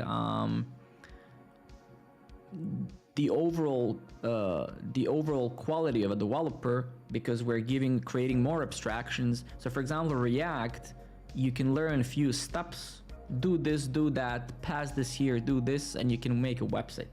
For the most part, you don't actually have to understand the underlying APIs and how things work. So this in a way, of course, this can be a contrary thing. There are two ways you can think about this. In one way, it's really good for businesses, because when it comes to business software anyway, the quality of software has degraded past couple of years or decades, number one. But on the contrary, we never lived in a time where we could build products so fast. Due to that and due to the complete, IT revolution and stuff, we need way more people. Exactly. We're basically creating a bunch of developers out there who have a very, very specific set of skills. They know things on some abstract level, but that's acceptable today, right? Because we simply can't. The thing is, you work in the military and you know well enough that creating a professional in general of any sort takes years. So for a person to become truly sufficient, self-sufficient and good, and to understand low-level details of any profession, you need to get experience. And right now, we can't produce such people fast enough because the market just needs it way faster than we can produce such people. And that's why the side effect of that, well, might not be side effect, again, it's good and bad at once, is that you have a bunch of those people today who are React developers. Yeah. Raven, it's the thing is, right, like today there are two things. You can learn some of the technology like this, for example, what Type Error Dev is learning React. You can learn how to sell yourself, and those are two things it's enough that you're able to do. You can even be below actually bad and still get it, because the demand is so high. If you can kind of learn to push yourself through some interviews and stuff. But this is the kind of the community, the web community today, due to the business demands, due to the amount of startups, the amount of tech products today. We're simply enabled to produce insanely good developers in such short period, because there's no such thing as producing them, because experience makes you good. And we cannot wait now 10 years for a generation to become sufficient, because we need people now. Hence React, and hence all of this stuff, and why we're kind of simplifying things, which we should anyway. I'm not saying we shouldn't, but I'm saying Type Error Dev, a lot of those APIs we're simplifying. We are actually removing any potential knowledge that one has to have in order to accomplish the same things. And going back to your question about React hooks versus classes, that's pretty much what we did. We just removed few details that you had to know before, and now you don't actually know it anymore. And you probably will not know it anyway, right? Because there's almost no place right now in most of the project that you correct me if I'm wrong, Type Error Dev, but if you've been using hooks in your project, you probably haven't even stumbled upon this keyword once, right?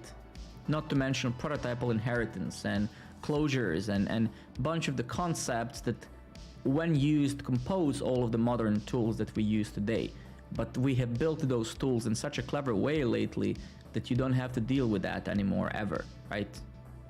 And which is fine, right? It's just kind of, in a way, dangerous, but, whatever.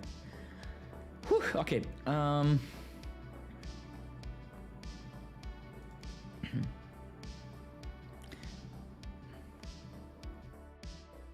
Shit, man. I might... Wait a minute.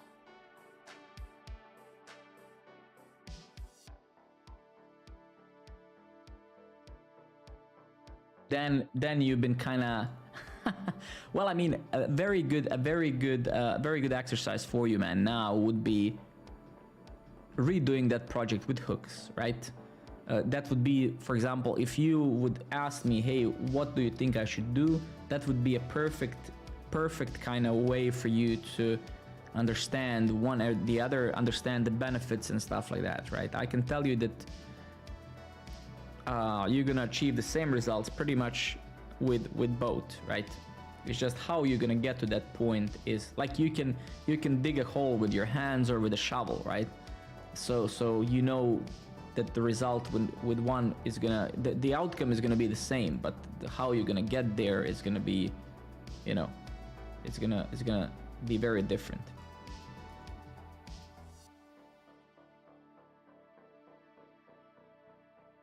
I wonder though if, let me just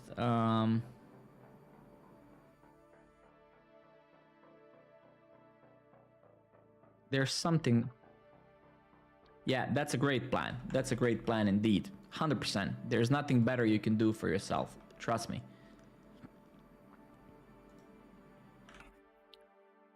And this sort of stuff that I'm doing now.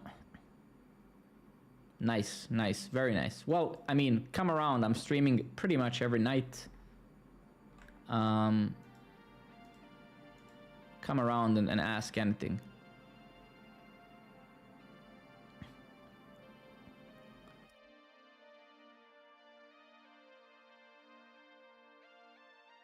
Well, exactly, Raven. Right. Again, that is. I mean, fortunately, kind of unfortunately, true to an extent, right? I mean, the thing is, right? We should build tools, and when I say we should build tools, I don't mean just programming. I mean, generally in life, we should build tools that take away things that we don't have to know from us. Absolutely. So, for example, if I buy a car, like you just said, the prerequisite shouldn't be that I know how the engine works so I can drive it. I should just know how to drive it, right? And this is for the most part good, especially for junior developers. The problem is that if you stay on that level and then suddenly your car breaks in the middle of the desert and then you have no idea how car works, you're screwed, right?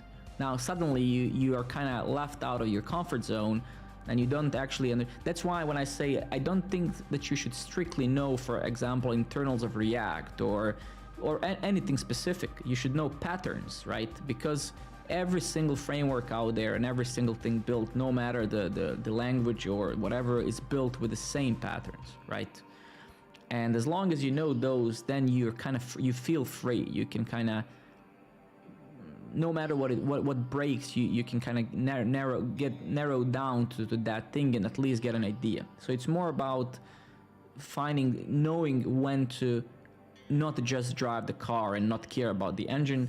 It's kind of knowing in your career when to start thinking about, okay, should I actually take a look into this engine a bit and try to understand at least basics, and then break this engine down into, let me, take a look at this component, that component, and stuff like that. So, right, because at one point in your career, you're gonna stop just doing the same thing, even though, again, it's kind of funny in a way, because even I spent 5 or 6 years working at the bootcamp just teaching this sort of stuff. Even I forgot a lot of stuff because those modern tools are taking away so much of this stuff from us that I cannot blame anyone. I mean, people are just not required to use them. So unless you're, a library maintainer, unless you're building your own tools, it's going to be very hard for people. I mean, for example, browser itself has literally hundreds of APIs for sensors, for all sorts of stuff. Like it's crazy what you can do with JavaScript APIs in the browser. It's insane. Like there's so much stuff, but nobody mentions this because you don't really work with this ever, right? So there's so much stuff out there. It's just where you as a developer going to work every day, you're simply not required to use it. Hence, everybody just forgets and becomes rusty at it, right? And then you have kind of those developers who are going to tell you, yeah, why do you have to use a framework? Let's build it ourselves. And if you ever hear such statement, let me just tell you, trust me that person has never tried to actually build a framework. Because I've did those things, I built those tools, and what happens at the end, you always end up building something that kind of exists, because you always end up solving the same problems. You need the router, so if you are doing the single page application, you need a router, so you end up using HTML5 history API, you need some state management, then you start writing some declarative state management machine. And then when you do all of that, you kind of realize that why am I doing this? Because this already exists. And the most important part, which is always, of course, the business part, is that imagine that if we all were creating different frameworks, imagine how onboarding to new jobs would look like. because it's already horrible. For example, I think on average it takes 3 to 6 months for a new employee to actually become productive, and that's with all of the same tools that person has applied for. So that new person is joining a team and he's going to be using the same technologies they used past, I don't know, X amount of years. Now imagine that if we've been building those tools manually every time, it would be impossible. I mean, exactly. It's a balance. It's Raven, for sure. It's definitely a balance between, you cannot be a good developer if you don't care about the product, right?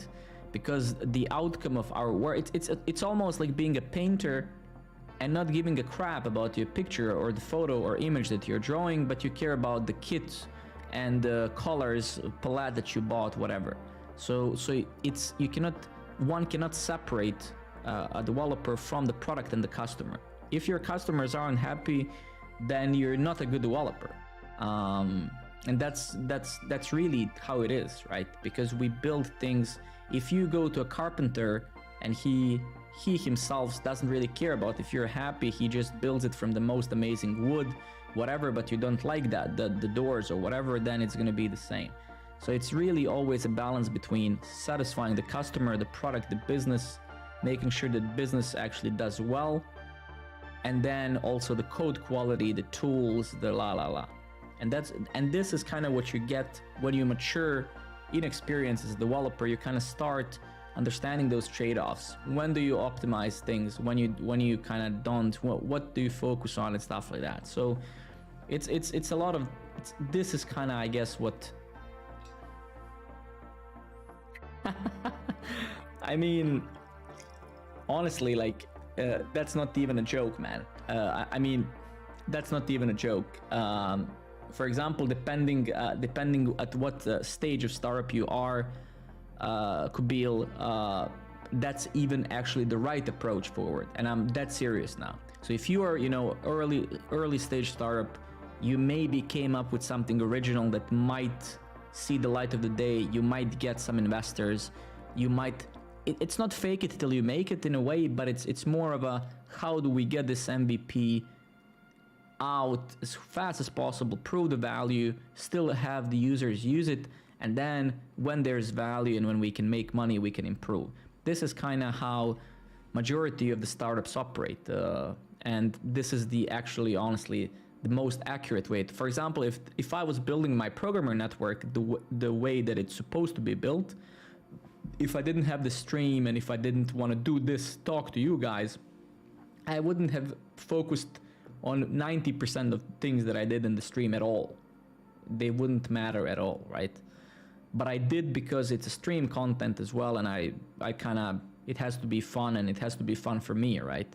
But when it comes to getting out there with a product, you don't focus on silly things. You try to get as many libraries as possible. You try to make it work as quickly as possible, and like you said, you find places in the code to sacrifice. And like you said, in many circumstances, it's in the back end, because your product has to at least look solid to some extent, right?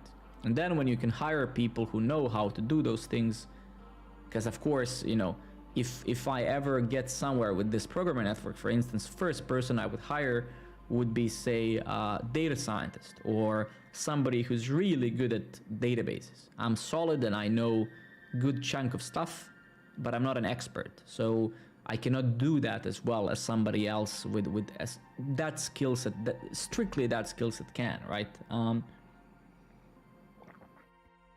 So anyway, it's always a trade-off.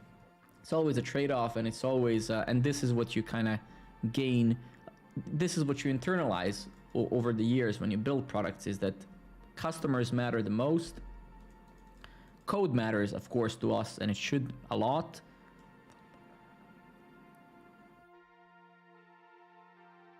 Full stack in a way, full stack in a way is a cheap ass way for companies to get more for less money. Let me just tell you that up front.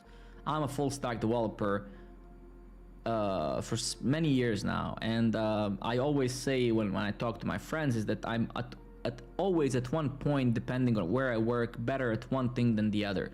And this purely depends in moments what I'm doing more at a specific job.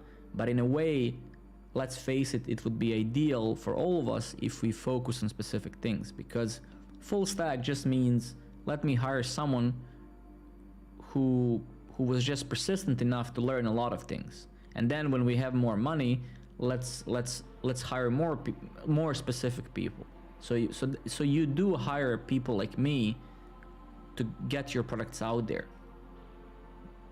And then when you have money, you hire more people who are more subjective to specific things. You hire a CSS expert who loves doing animations. You hire a, SQL god or whatever. But at specific stages in time, you hire people like me, because I can do everything, and I cannot do it ideally. I cannot do it the best, but I can do it to solid, good quality until we can then get more people to help out and then focus on things, right? Type error dev, I think the main question you should ask yourself about one or the other is that if you're not visual person, but when I say if you're not, I don't mean if you're not visual person in a sense that you can't see details, for example, but if you don't like that, if you don't like making things pretty, and if you just know that you can't force yourself to become good at that, then for sure backend is the way to go, right? So if you're not visual, if you don't really care about user experience, if you don't care about UI, if you don't care about those types of things, then absolutely you want to go the path that you kind of suggested already, right? All right, really good chat, really good chat. Okay.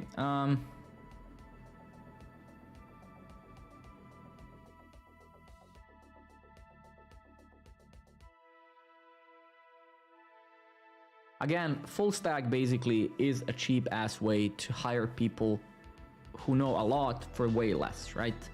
And again, when you're building a company, at each given stage of that company, you need to hire a specific type of people. This is very important for people to understand the tech community. You don't hire experts in an early stage startup. You don't hire a CSS expert or SQL expert when you start a company. You hire a person who is able to sit with alone or with one or two more people, because that's how many you have at best, and who are able to do a lot of things, right? So no startup out there, early age startup, hires experts because they can't afford them. So you hire a full stack, you pay them you still pay them well, but you certainly pay them way less than if you had to hire 3 people to do the same amount of work, right? So that's why it's kind of very important also for us developers to understand why companies, why good PMs, good CTOs, good CEOs, why they make such decisions. Because you when you're a very early age startup, you don't have such direction where you need an expert in those subcategories. You don't actually even have a branding. So you don't need a CSS expert because your product for the time being is going to look like crap anyway. You don't really need a SQL expert because your data models and stuff aren't yet defined business-wise to an extent where you can utilize such an expert. You don't need majestically scalable API or infrastructure because you're early stage. You don't have that many customers that need that scalability, right? So that's why you hire different types of people at different times. And that's why many people quit, for example, jobs. That's why retention rate of companies is so low, because I'm a person who loves to have full autonomy. So I'm a person who loves to work relatively at early age startups because I have the freedom. I can do whatever I want. I can do too many things. I don't think that I could ever be a person who's very subjectively given okay, take this small fraction of this and do that. Because at those times I usually quit and I find another job. But then you have those other types of people who want exactly that. I'm a, CSS animation expert and I want to be building, that. So it's really always about business. It's never about code or anything. It's about just hiring right people, right type of people at the right time. And then of course, right people, right?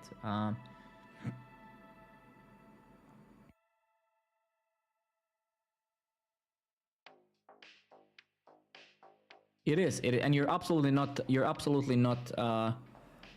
You're absolutely not distracting me, Raven. I mean, that's why I stream to also.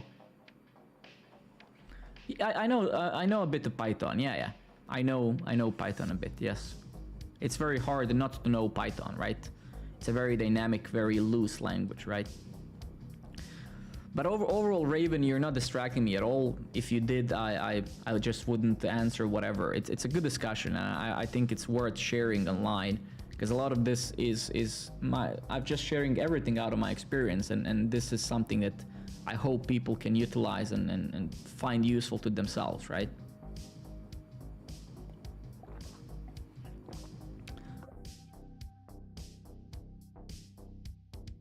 Very happy to hear that, Type Dev. It's a lot of, when we talk about programming and developers, we oftentimes think too much about writing code, but we leave some of the most important details about being a developer out there. So, and that's what I like to discuss and talk about, honestly. That's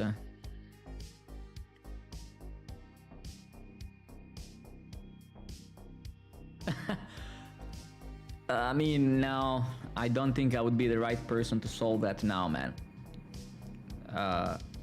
I don't think I would be, especially now it's almost midnight here and I worked whole day, then I took care of my kid. I cannot even comprehend that sentence in my head right now. Because that's not those types of problems I solved last time in my university. So I'm not you know, I'm not solving integrals or anything now. You have to. If you're asking me, Type Dev, I'm in Denmark, in Copenhagen, with my wife and my kid. But I come from Southern Europe, yeah. Or I originate from Balkans, yeah. But we've been living in Scandinavia for 10 years now or more. But my roots are from Balkans, yeah. Nice, nice. Poland, Warsaw is one of my favorite cities in the world.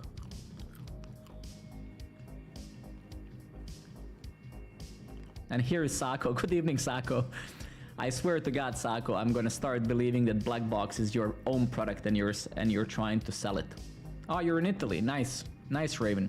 I have a very good friend here in Copenhagen, Marco. He's also from Italy. Sako, I know you're trying to sell that. I think I caught you, dude. I think I caught you. It's your product. Let's just admit it. I mean, it would be nice if it was. I had to build a Chrome extension at my work for my own company. So I had fun for 2-3 days. I basically built, I don't know if I have it here. No, I don't have it installed on this computer. Yeah, for sure. All right, hopefully I can now write just a bit of code. But super good discussions, to be honest.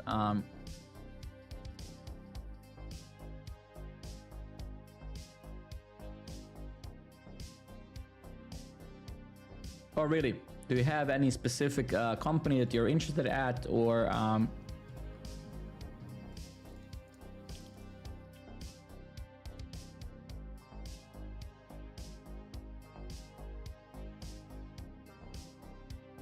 Yeah. I love this kind of work philosophy. I don't know how to say it. I find it very incredibly important, right? Because I remember when I worked as a mentor at Thinkful.com, a lot of those students, you know, would come to programming field because they heard it's paid a lot and stuff. And sure, I mean, it's a good motivation. Of course, you want to do something that's paid, but there's a lot of other stuff that those boot camps, due to marketing reasons, they leave out. And when people come to actually try to become programmers, they don't understand what it means. And programming as a profession, the easiest part of this profession is writing code. That's obviously the easiest thing. You learn some syntax just as you learn, you know, any other language, and that's it. But the hard part is actually becoming everything outside of that as a person. A good listener, a good talker, articulated, a good colleague, you know, because you're constantly working with people who are most of the time smarter than you, right? and you need to build a character around yourself in such a way where you're able to deal with that, because a lot of people, for example, would find that very stressful, because you know, when you work with smart people, you have to be smart, you have to act and stuff like that. So, and then most of all, you have to sit whole day every day in front of the computer, and it's not for everybody, right?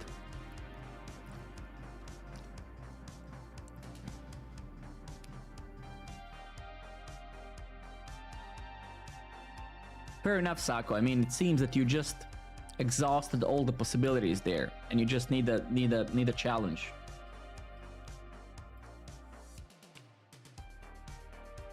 You started using Vim. I mean, I use Vim occasionally. If if I'm working as a backend developer, I could easily use Vim again.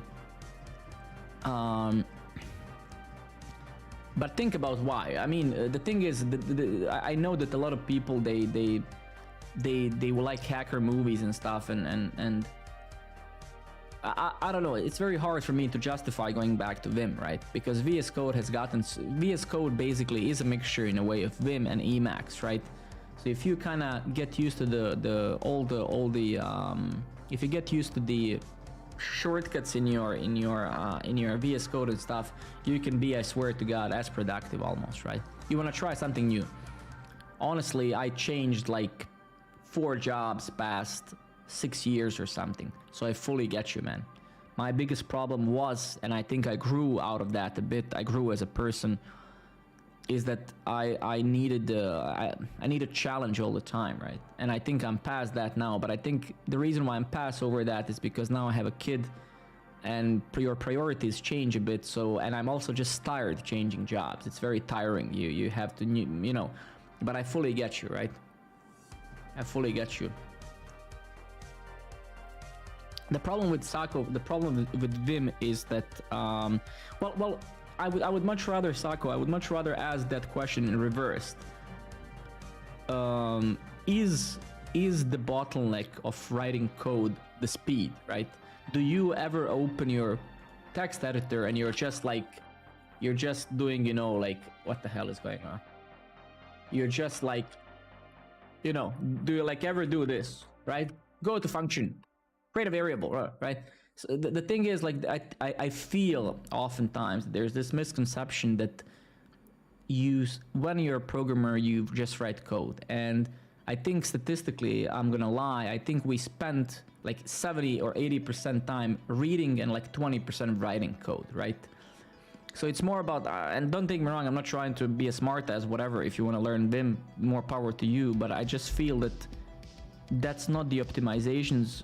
That's not one of the optimization that's gonna optimize your work, right? I got it. I don't know. I just feel that if you want to optimize your workflow, optimize all other things around it. For example, that you see how I spawn my, for example, terminal. This is one of the kind of very useful optimizations you can do. You can just always have your, and you know, window management, switching between windows and stuff. This sort of stuff is useful. Vim, sure, I mean, it can be, but it's gonna take many years to learn Vim, right? Maybe, right? Again, if you feel that you're slow because of the text editor, if you can identify that that's the issue, then fine. I mean, you know, then it makes sense. I just feel that's in 99.9% of the cases not true, is that most people learn Vim, and I must agree with that, is because got it. Okay, well, try Emacs as well. I mean, Emacs is amazing as well. I would honestly give Emacs a try as well. 1, 2, 3, 4, 5, 6. All right, I'm gonna shut up just a tiny second, and I really want to try to get away from this state where we are. So let me actually, this is our decorator. This is where we do this sort of stuff. I can see that it's not actually being executed at all. Let me just put a console in here, so just so we know at least at one point if this actually is even called. And I really need to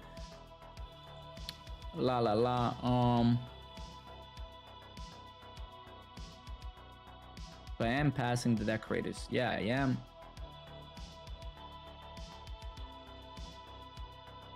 So it does get executed when the empty state is created. That's okay. So if we actually go back here and if we go to toolbar, this is what we're kind of working now with. Handle add link. Yeah. Let's actually call this a bit better so I know. So handle link icon click. Just so I kind of know. Okay. So this is happening when I actually click the actual icon in here. So we get a selection if there's no selection. Yeah. And actually we should call this right here, because if there's no selection, we also don't want to show the input, right? So if there's no selection, I shouldn't. And also, yeah, I think maybe, just maybe, I might have an idea. Wait, so if we go to my, if we get over here, right? So yeah, this is another problem because I'm an idiot, because this isn't the block type anymore, right? It's actually unstyled type. I don't even know how I would call this type. It's like a custom type. So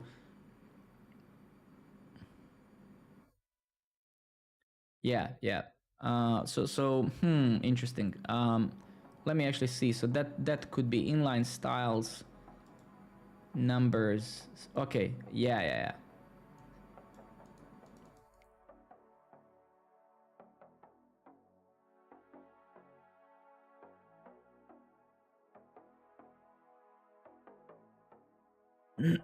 Okay, I think I'm getting an actual idea what it could be the problem. So I'm just gonna temporarily do this, and then I'm gonna kind of break this out. I'm gonna abstract it out. It doesn't belong here. GenQ, thank you very much for the follow, man. Highly appreciated, man.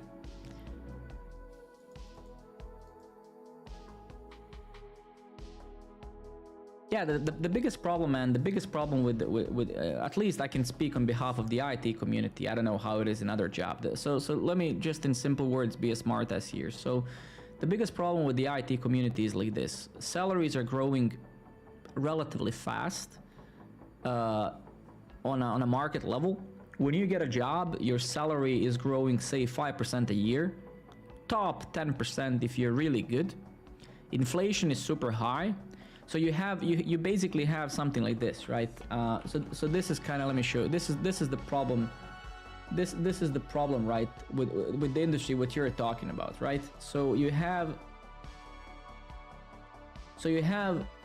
market salary, right? And it's growing at some speed, right? So this is the market salary here.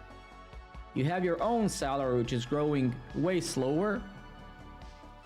And then you have inflation, which is like here, right?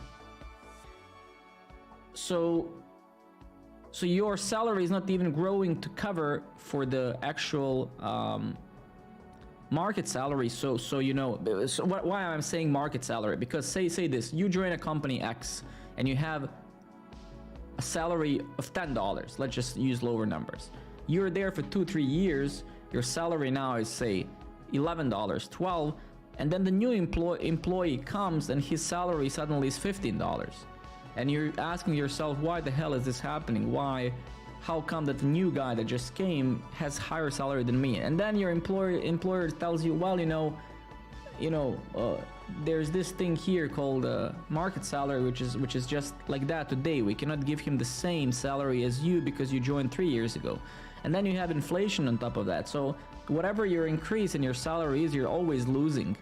So staying in a company that doesn't increase your salary long enough, you're simply losing. Actually, in 2 years from now. So if you join a company today, in 2 years from now, you're going to be making less money than you did 2 years ago, because the raise in your salary is not even covering the inflation, let alone also not following the market increase, right? And to an extent, for companies, that makes sense, because even though losing a good employee is bad, it would be way worse for business if they had to increase everyone's salary, because no business could increase the salary to an extent that they would supposed to be to do it, right? So you have to change the job, unfortunately, because You have inflation, you have the market salary, and companies can't top that. At least not for all people. Which is why retention rate of employees are so low, because you work somewhere for years, they tell you, oh, we are a family, la la la. And then you realize you're making less money than when you joined. I mean, you might be making the higher number, but the value of that money is lower than it was when you joined. Like today, for example, right? Inflation is so high that who gives a crap if they increase your salary by 5%, right? I mean, did you talk to them? Did you ask them about it? I mean, are you sure that they wouldn't do it again? Think about it. Maybe. I mean, I would still ask, right? Why not?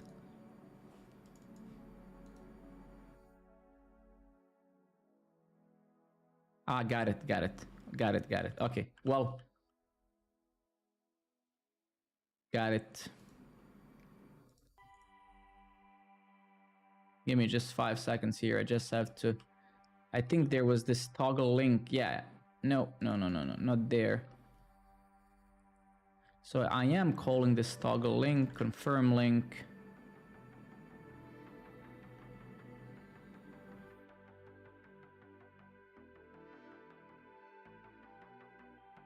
Honestly, then the only thing that you can do is pretty much just get something new, right? Like, unfortunately, right? Yeah, that's depends, right? Like, you know, maybe you can negotiate to get more holiday days, right? And like salary isn't the only thing that they can increase, right? Maybe you could arguably ask about more days off and stuff, and then in those days you can do some consulting if you want, or you can get rest, of course, right? But either way, right? You can.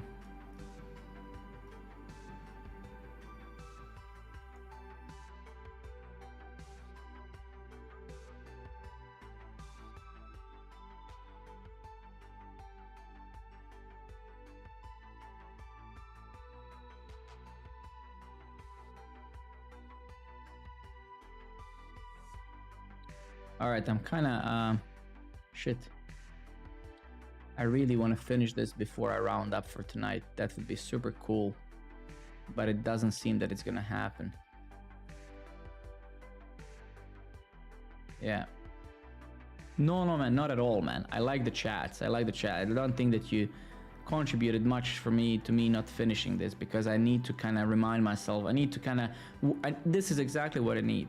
I need to work with the Draft.js API again, because it's been months since I implemented all this, and I don't remember literally almost anything that this API brings.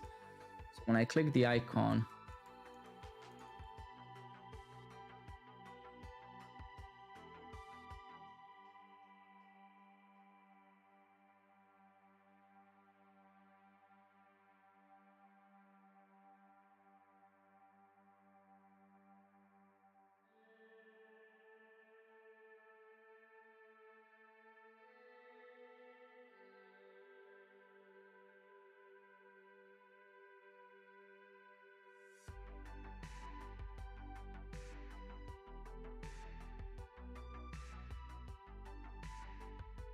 let me just try to debug a bit here.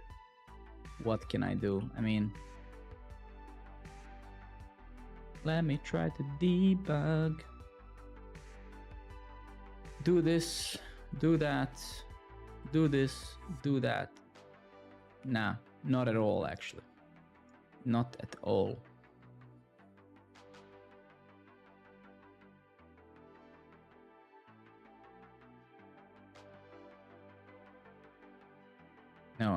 No, not kinda.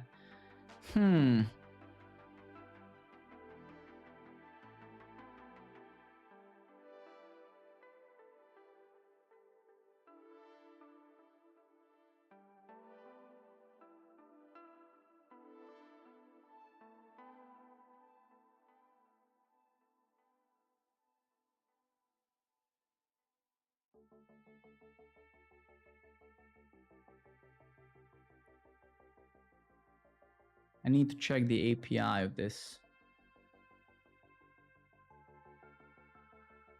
the biggest problem that I have with this Trap.js now is that I can't find an enum of the actual possible types.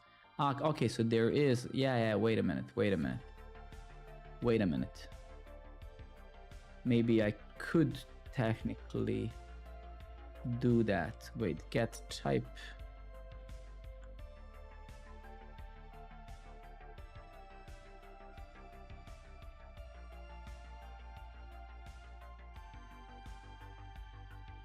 Entity key. Yeah, content state. Yeah, I actually have no idea. I have no idea.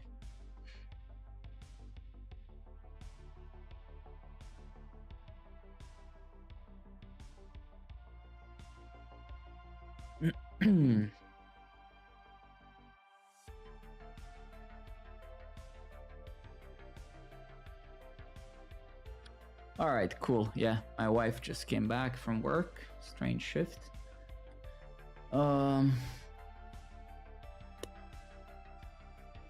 Losing my mind here. Let's see again.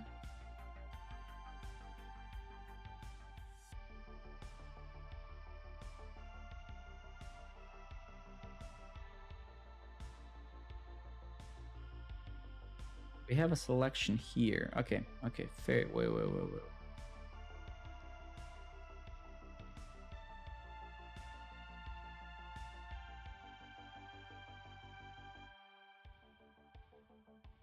Get selection.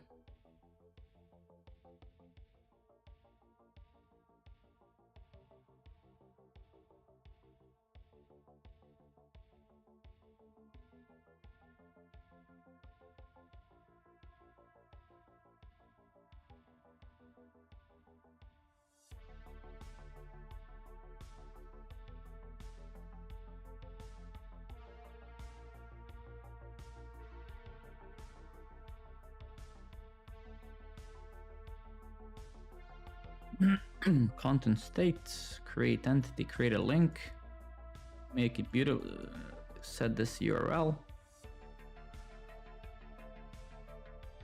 Let's see if any of this is actually happening. I don't know what to debug. That's the problem with this API, is that it's so freaking there's really no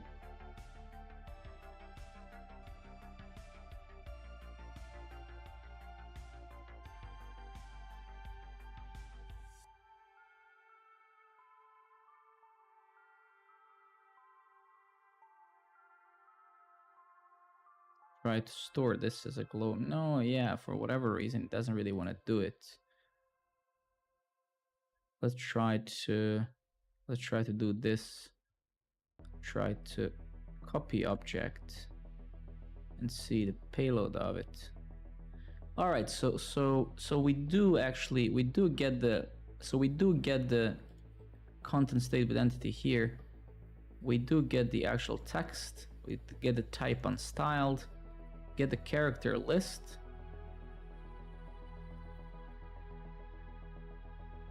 Anchor key. So actually I can see that it does do that properly.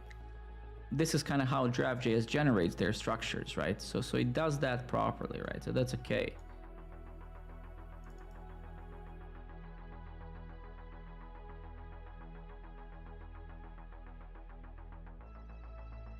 I'll need to read all this probably off stream, because I think that's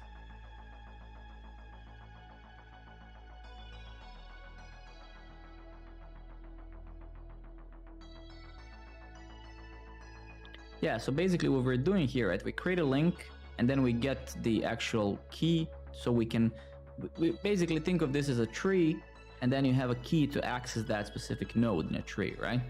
So we get this entity key. We update the editor state.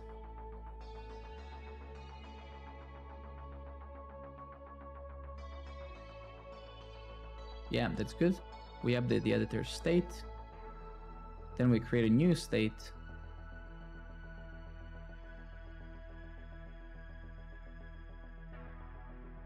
So this is the only thing that I dislike how this is written. So let me try to search toggle link. This should toggle the link.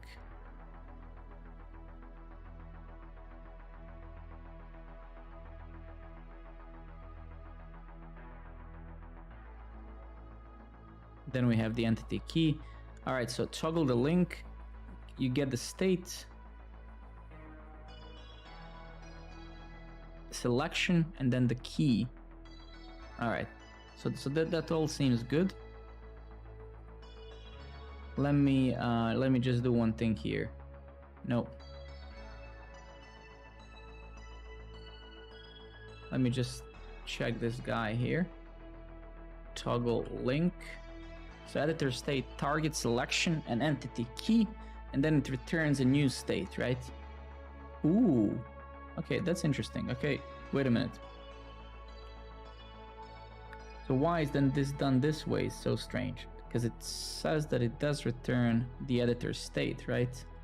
So technically here, we could take this fella and pass it there, right? Yeah, that's fine.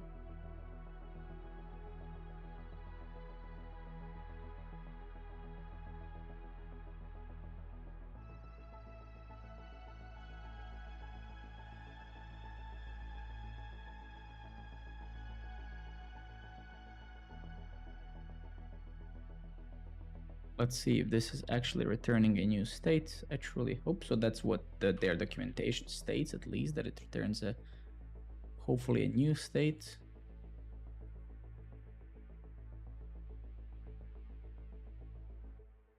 No, I don't want that. I want store. Yeah, failed to save temporary variable. Okay, copy object. Let's kind of inspect a bit. So we do have some text.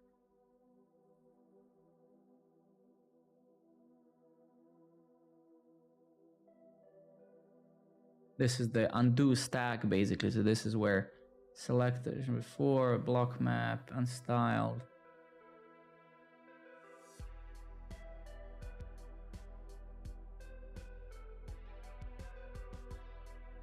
Anchor key, anchor offset, selection after. So this all also feels okay. Decorators, decoration map.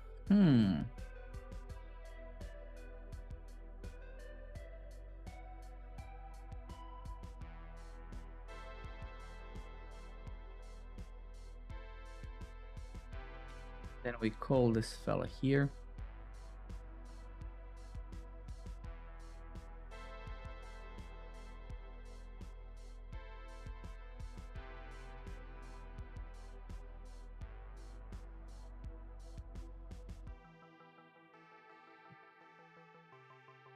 Stuff, but it's fun, at least.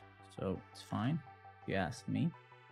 So I do this, do that, do this.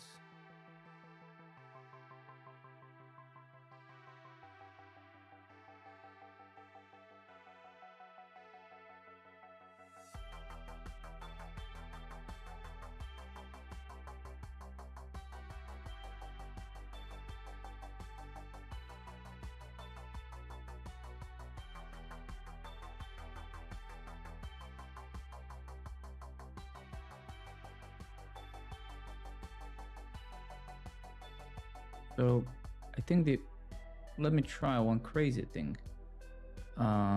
Because this seems kind of fine. Let's go to utils. Let's go to utils over here. And where did I write? Yeah.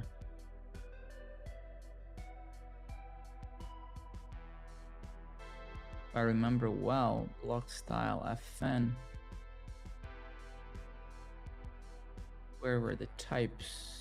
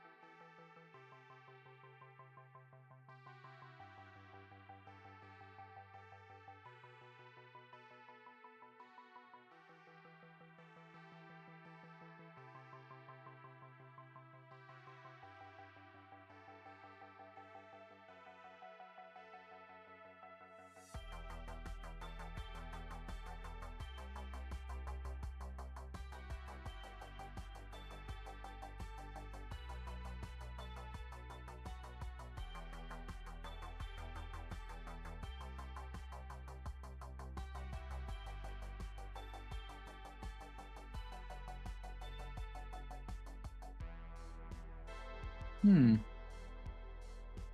right, let me go to this example that I kind of stole this from. Let me see if we're doing actually anything wrong here. Because this clearly works and mine clearly doesn't.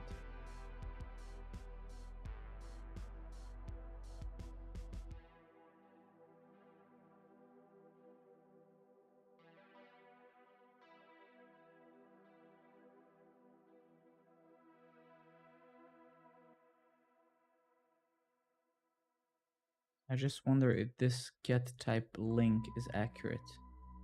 But seeing this, let's see if there's any other create entity link. Yeah. Then this is the link. Oh man, okay.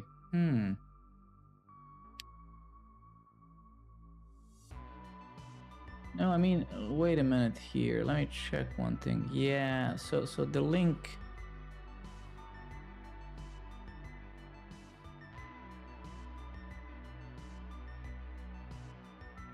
No, semicolon is fine, I guess. It's just like yeah, I think it's fine. But I think one thing that it seems that I'm missing from this link is because I assumed it's gonna be actually a generic one is. So let's kind of do the props here, even though I don't think this is an issue, but it's certainly an issue. I mean, and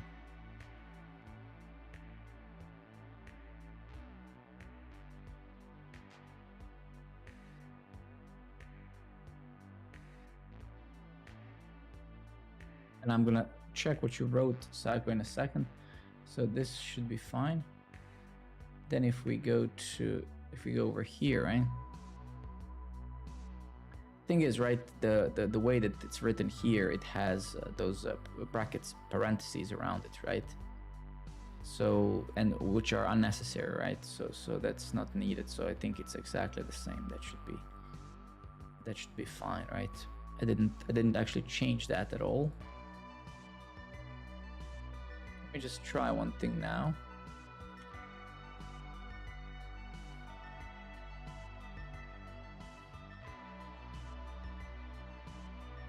No, okay, not yet. All right. Kind of losing my mind, but it's okay. It's okay. Let me go back over here, see if I forgot something relative to this. Composite decorator, yeah, decorator. Find link entities, link.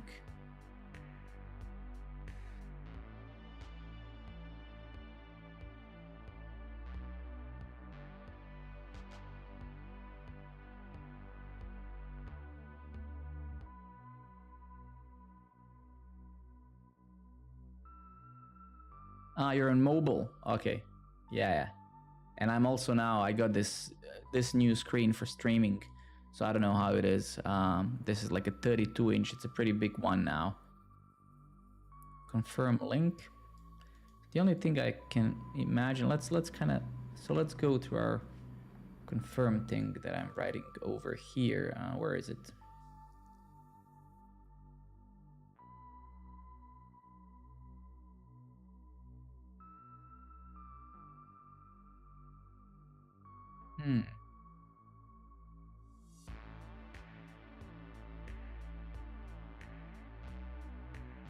Yeah, that's good.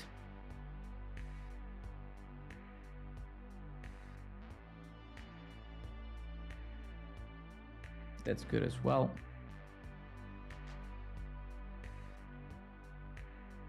Let me just get rid of this.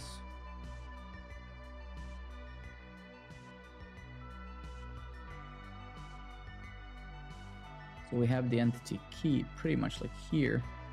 Apply entity next editor state, next editor state. So hopefully this is gonna, this set returns a new map, good. So it does return a new map, that's fine. And then this guy, what does it return? It says editor state, but does it return does it return the old one or the new one is the question, right?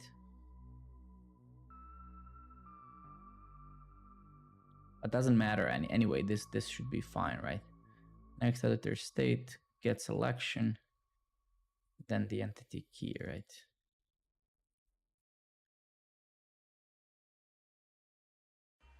Yeah, so that looks fine as well. Okay, let's move on.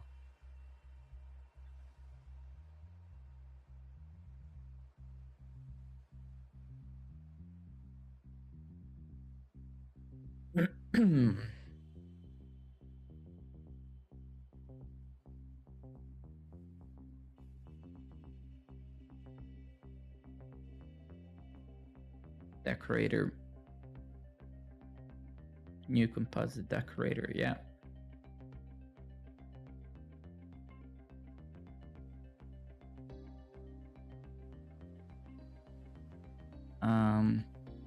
Let me just do one thing. More of like a desperate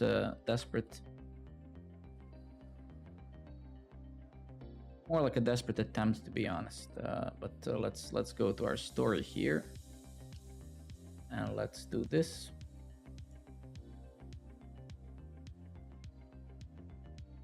Because right now it was almost like a singleton, and let's see, find the link. We're actually not. So let's just do this.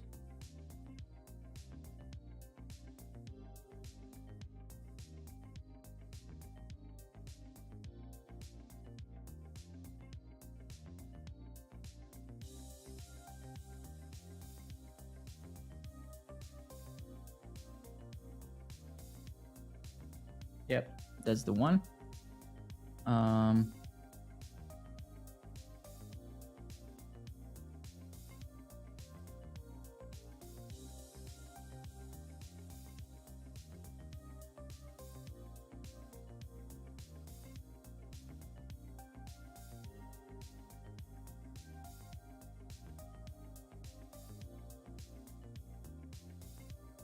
Nope.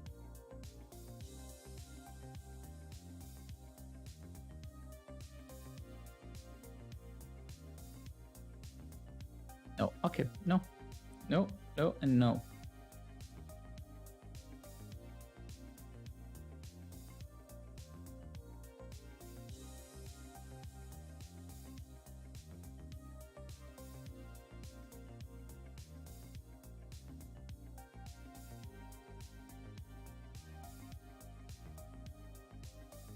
Yeah, the new URL basically is a URL constructor. Exactly, it is. Yes, yes. And it's not the ideal way, obviously. That's why I wrote the spec, the implementation of the new URL isn't ideal, really. So I will replace that. But I just wanted to have some just fractions of the features now, because I want to focus on other things. Now I'm battling the Draft.js basically, and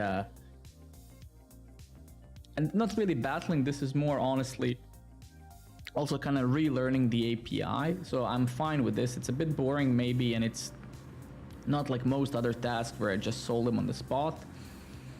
But I think it's just a process, right, that I have to go through again, because I forgot a lot of the API, right? So hopefully we should be able to yeah, solve this soon.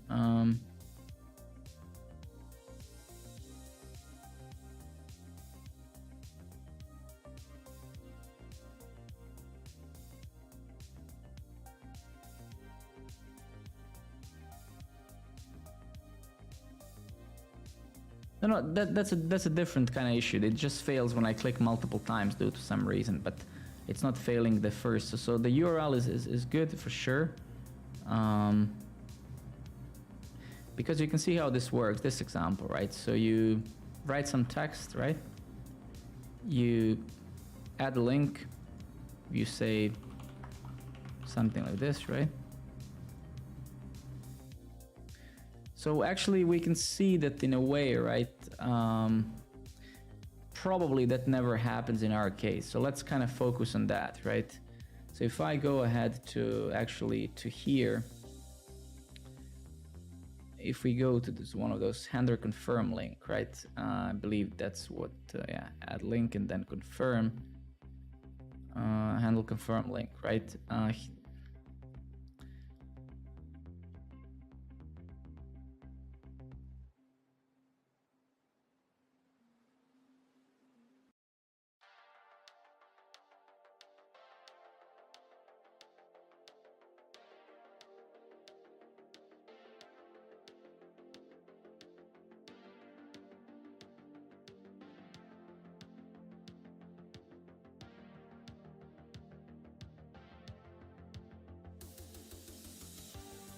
I mean,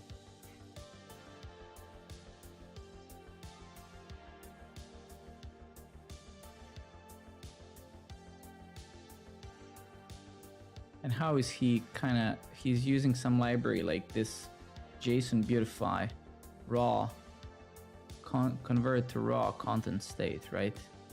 This is just to get the output, right, of the actual content state, right?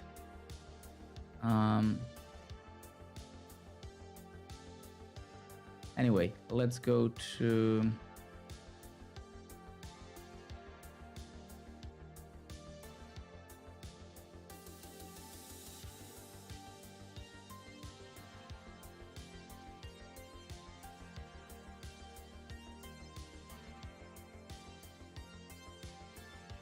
I believe at this point, right, is probably where we should see that link in the data. And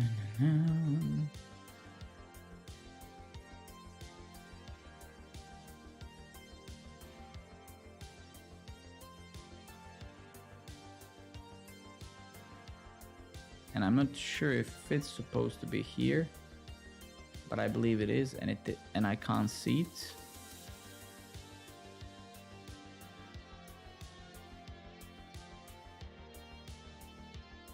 Maybe you're...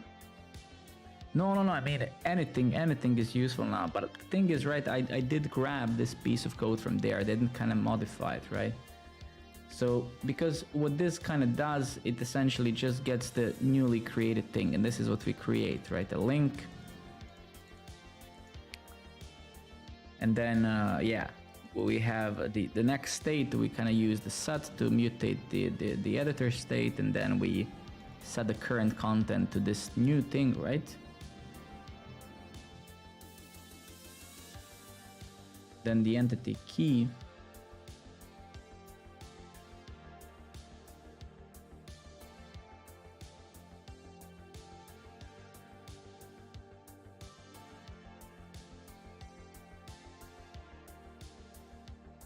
No, so basically you want the text that you select. So the idea so essentially the idea behind Draft.js or most of those complex content-rich editor APIs is that most of the time you either work in an editor like this, or you have a selection, right? That's why you're gonna see a lot this get selection thing. So the idea with this here is that we select some content, it kind of gets those, it gets the indexes where the string starts and where it ends, and then you insert something and then make that selection of that thing, right? So we are basically, so that's why I have to select, and then when I press this and do this, this is now of course some other bug that we have because I have whatever, but that we just introduced. It's not, yeah. So the idea is you type in, you select it, and then you pass in the URL, right? And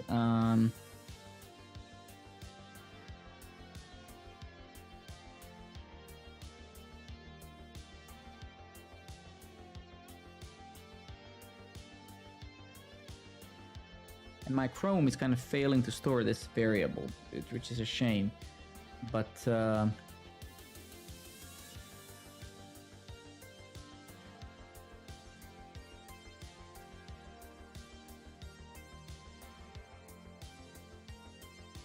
we can see a here, right? That's fine.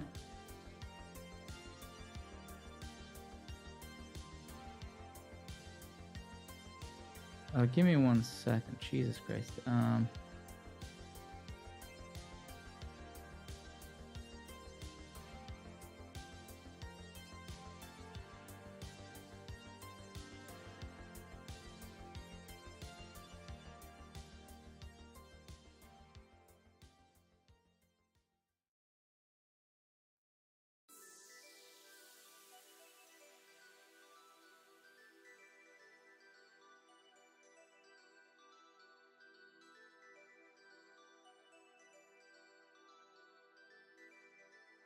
But yeah, it's okay. I mean, I'll solve it either today or tomorrow in the stream. I don't actually care, honestly, because it's a process now again that I have to go through. That's how it is. I accept that, and that's how it is, right?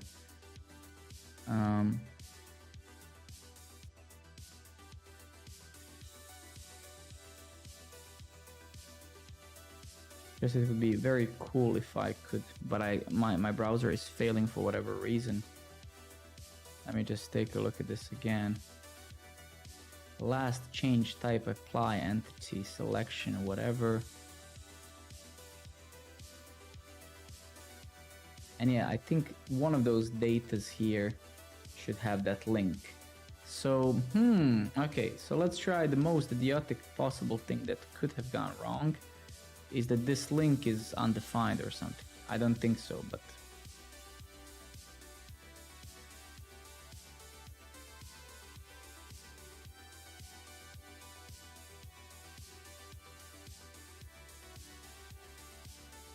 I don't think it's that, nah. But still, I'm desperate now, so... So the link is good. So it's not that.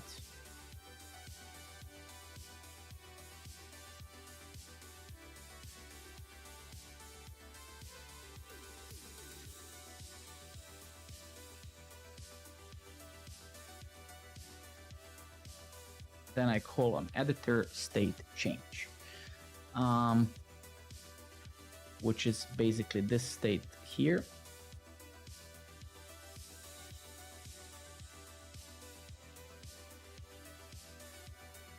You see,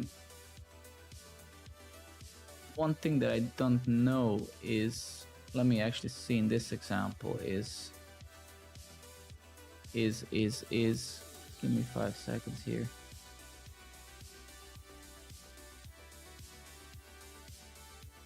He passes the decorator here. Okay, so that's pretty much that. Okay. So this is just the initial state. Okay, so that's fine. I'm doing that as well.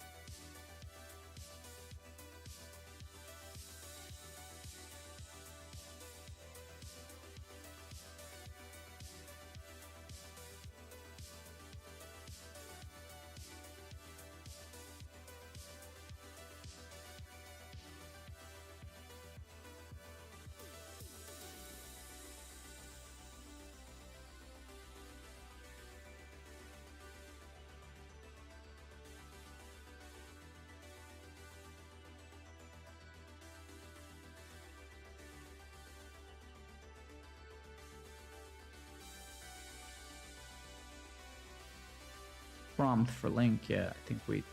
Then where's the confirm? Confirm, yeah.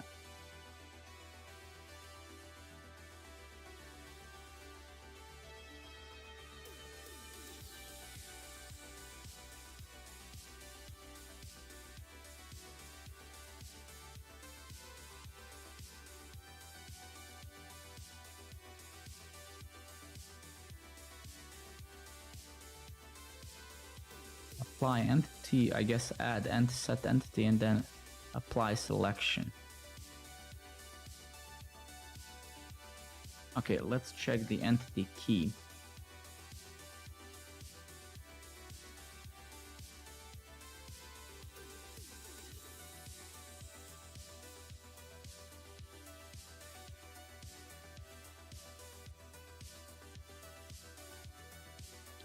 Entity key, all right. So we do have some key.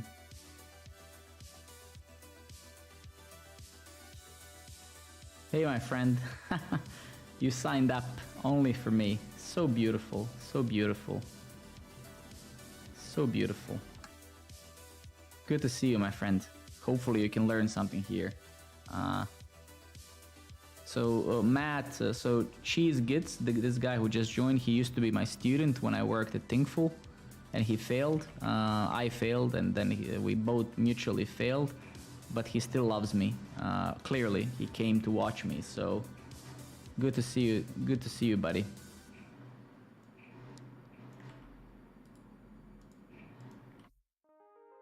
Good to see you, man.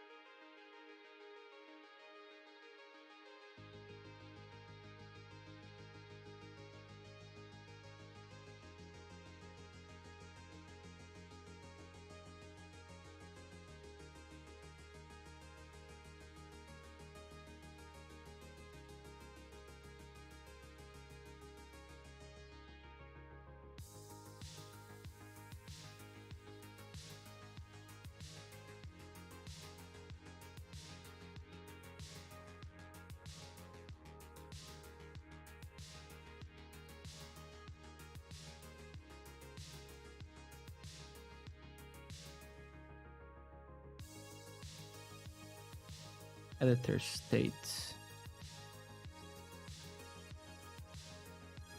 Let me check one simple thing here.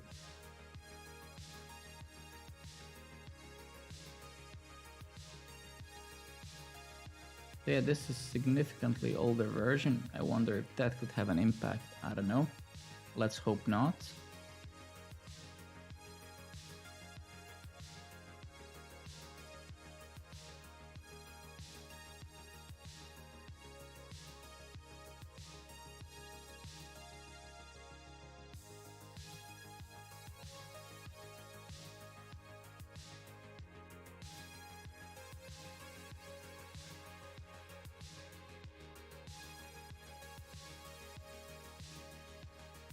That's a very good idea, actually. That's a very good idea. Let's fork this, and let's try to set it to the same version that I have, and this is the latest version, by the way.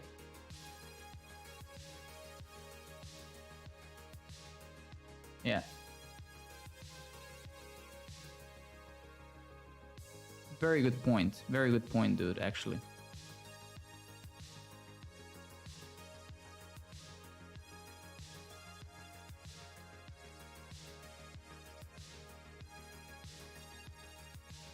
Yeah, it works.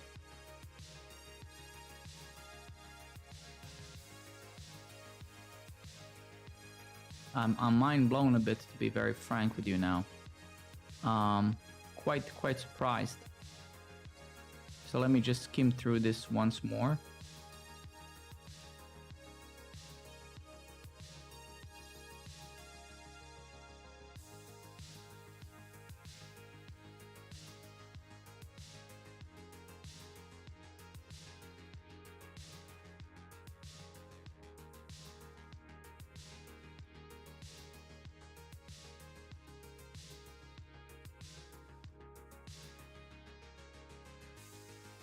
So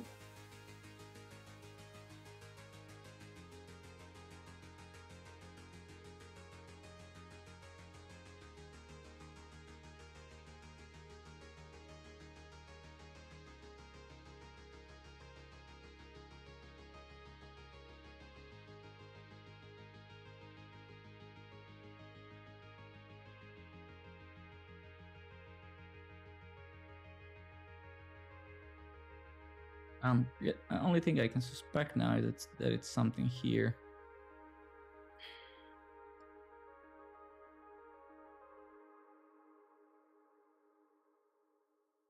Okay, let's take a look. So let's try that again. Let's yeah, nah. Nope. Nope. Let's get over. Oh, never mind. I'm an idiot. I just removed the yeah. Can't do that, man. Can't do that.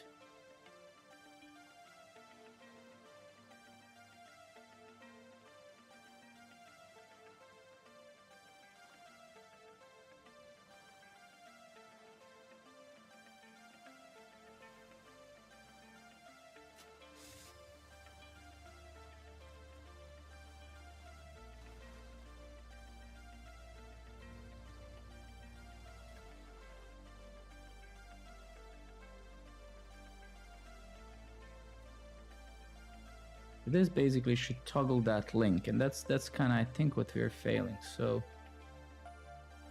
create the entity, update the current editor state, then reassign this toggle. So yeah, this is clearly returning a new thing, so we're doing that well as well, and that's the most scary part. And then we over here we call an editor state change, set editor link. Let me just not call this anymore for now. So that's kind of you didn't follow me yet, Maddie. That's insulting. That's insulting. No.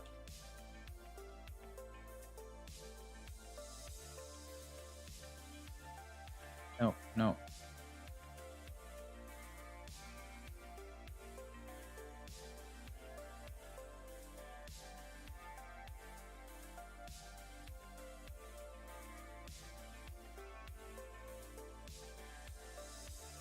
What could it be wrong?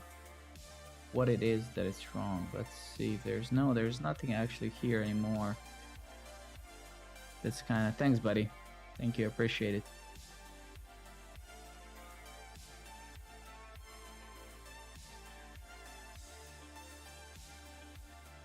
Inline styles, block types.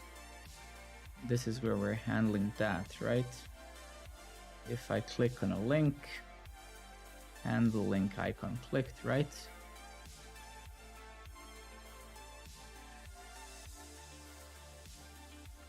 We should get a selection here now. Let's kind of try to, I don't know, we just have to go and of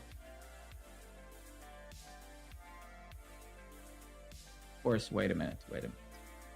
Try that again. So type some text, select it, add a link, and we do get a selection, right? That's good, okay. That's kind of fine. And we clearly end up here. Get the current content.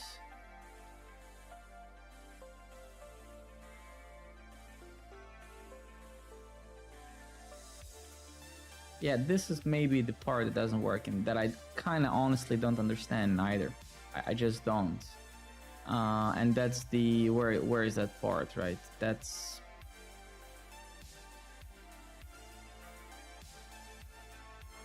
Yeah, isn't that this part? Yeah, so what is this? What is the link key? Maybe something here is wrong. Yes, tell me. If link key, which one? Ah, this one here.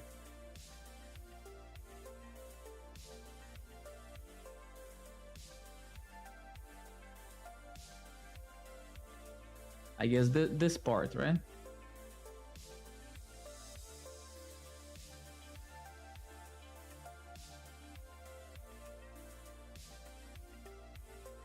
Yeah, I think this is what you mean, right?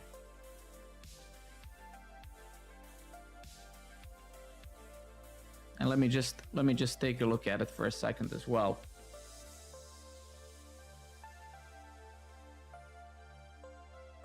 So no, the URL, so the URL here is reassigned, right? So we're saying if there's this link key, and I don't know in the API what this is supposed to solve, right?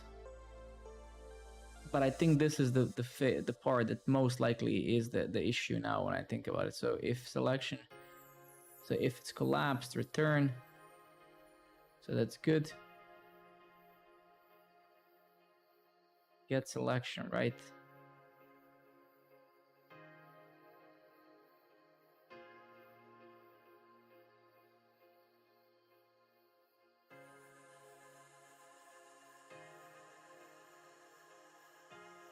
No, so basically you can see I just rewrote this as a ternary, right? So I say const URL, and then if there's this, right? But the question is though, so you can see kind of if I kind of paste this fella here, right? And see, I'm saying if there's a link key,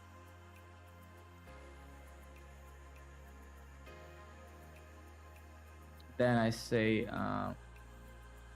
dot get data dot URL, right? So that seems fine, right?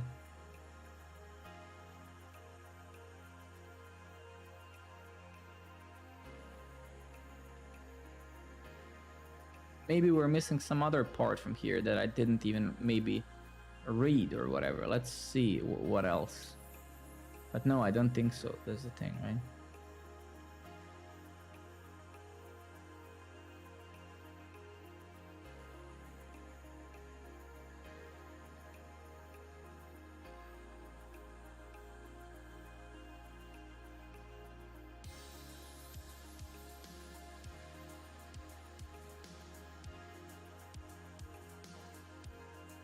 No, but the ternary does return an empty string, right? That's the thing, because I don't actually know. Let's try to decipher what this actually even is, right?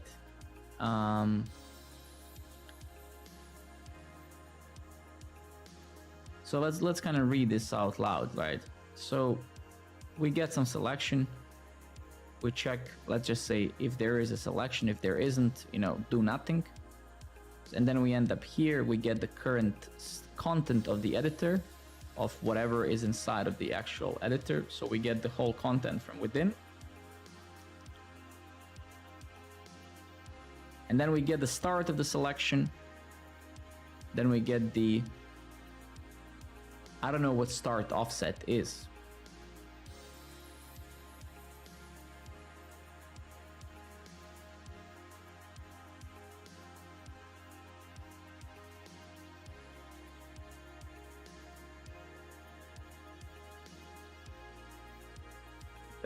Returns the block level character offset. I don't even know how to read that.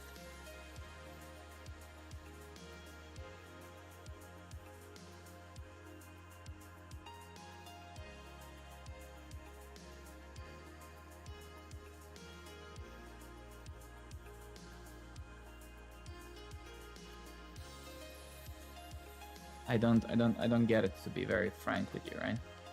And this is also how it's written in this example, right? You can see the URL is initially empty, right? And then if this is the case, I'll have to decipher what that actually does, but I don't know right now, to be very frank.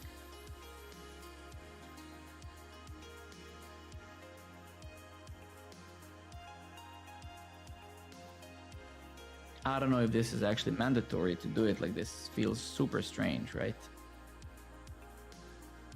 Yeah, my brain is lagging indeed. I'm just too persistent, man. I wanna solve this badly, right?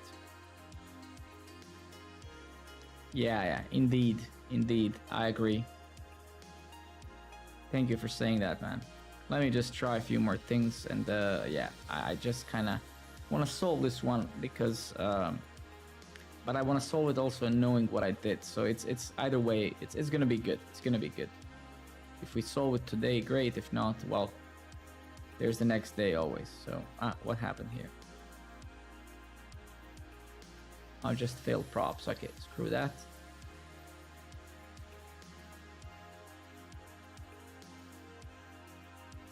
And also, you see, the issue with this Sako is that it doesn't kind of make sense. So that's why I don't understand, because this happens when I click the icon.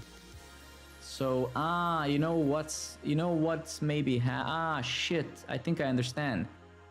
I think what this is kind of doing is, what this is basically doing is it's probably checking if the selection is already a link when I click this.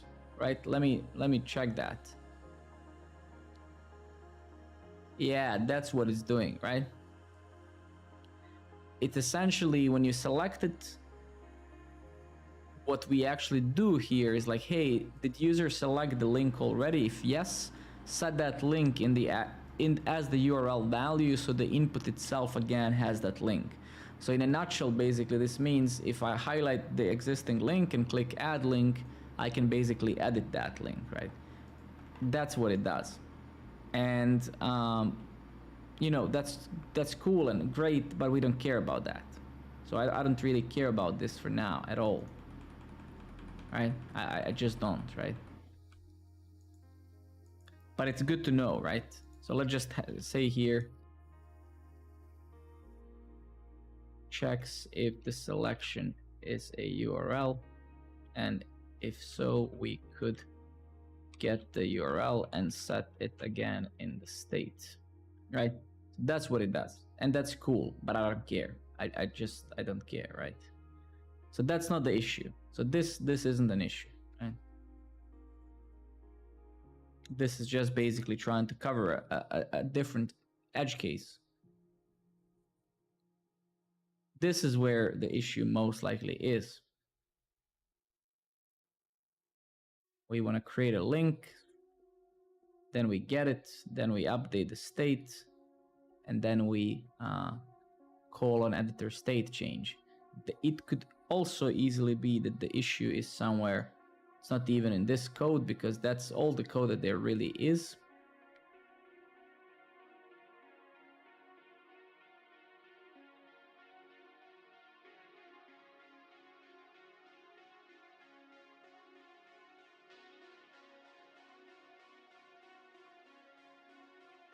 This could be easily, I guess, an issue.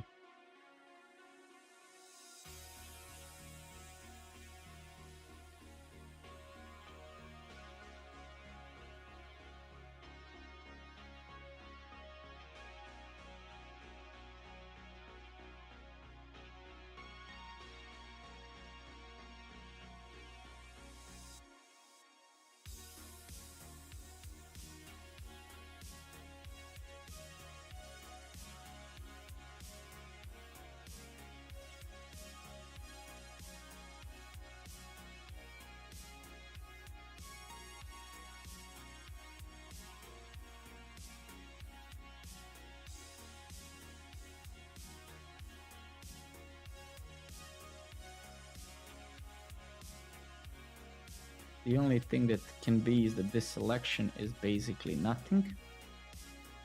Maybe the focus is lost or something. Like, it can be so many things.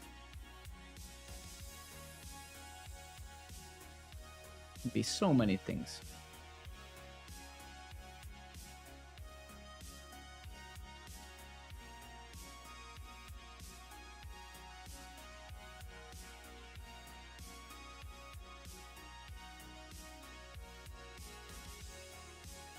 All your other... Wait a minute, let me refresh the chat. It seems that Twitch is kind of failing. All your other rich that doesn't use anything, but with the toggle key does. You mean this? But I don't think that I'm using toggle link anywhere else in my code base other than here, right? I think that just the toggle link actually takes, you can see that it takes editor state, takes the selection state and the entity key, and none of them are actually, well, I mean, we could omit, it seems that the entity key isn't mandatory. You know, we can try omitting it, but I don't know. It doesn't seem like something that's gonna solve the problem.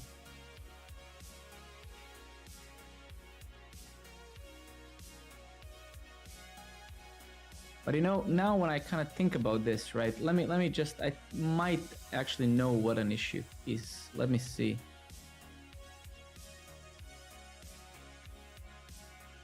No, never mind.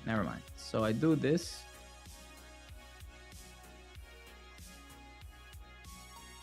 You know, I just feel that the issue here is that, So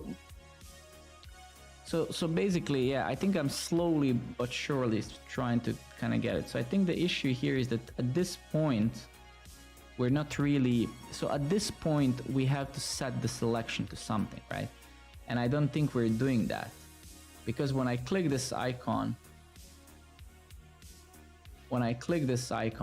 so when I select this and then I click this icon, that's when the selection is set, right? And I'm not actually sure if the chat isn't working, so I'm not sure if you can even hear me. I guess you can. I think something's happening with the Twitch.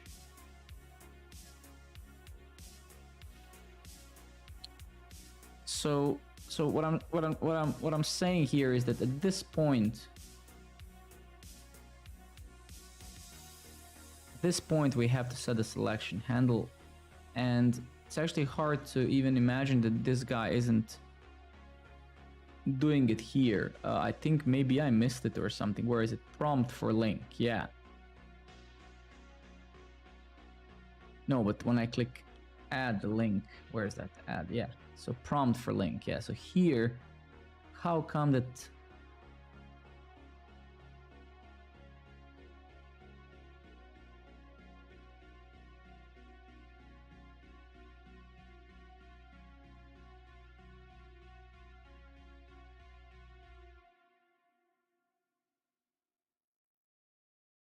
Yeah, I'm pretty sure, right, that it's.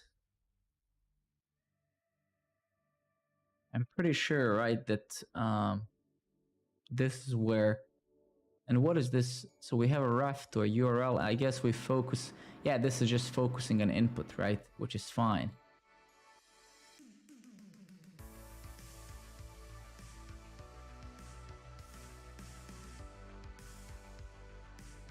I don't even kind of get how this is even working, right? That's so bloody strange, man. Because at this point, when I click, I should set the selection, right? Because everything afterwards, I lose a selection, right? So if I come here and I click this, you can see that selection is lost. And I don't see anywhere here that it's set. So yeah, we get the selection here.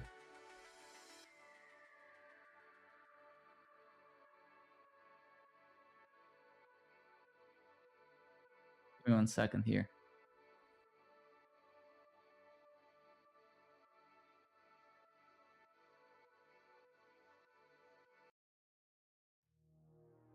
Give me a second. All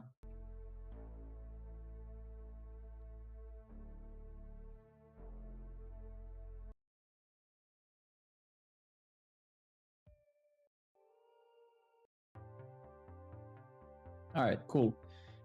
So where so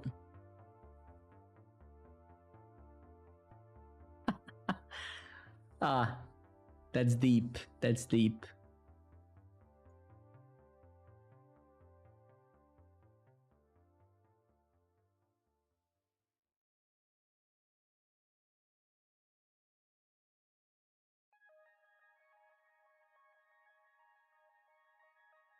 So that's my only kind of assumption. It's as almost as if something is mutated here directly and I don't see it, because when you do this and click this fella, your selection has to be set, otherwise I can see that it's lost. The focus is lost. The focus goes actually to the input, right? Which is fine. That's what this thing does, right? And that's completely fine. So is there something here that we're directly mutating or something? Link instance.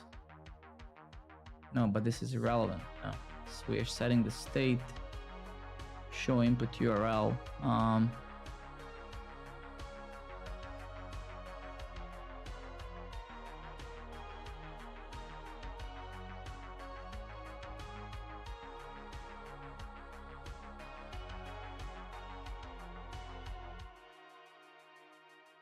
It's kind of losing my mind a bit here, but it's kind of honestly becoming better as we go, but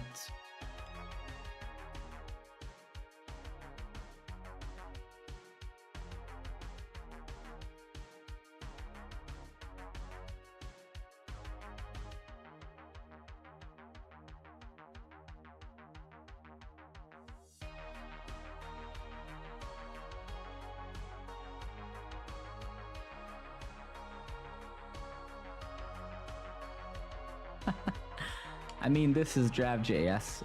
One simply doesn't help here.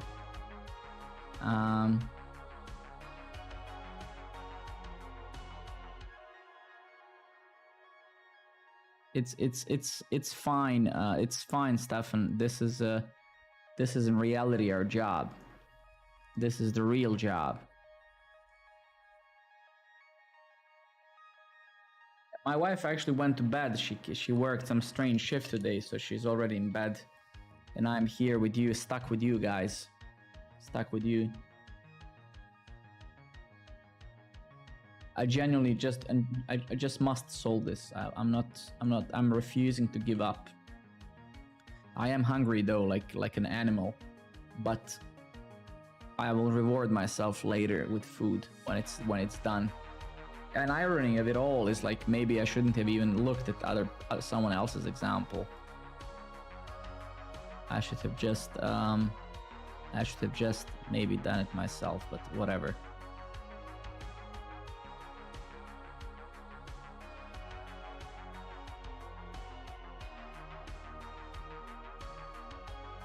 Yeah, I don't see the problem, but my only assumption is there's something with the selection, and that's what I'm trying to.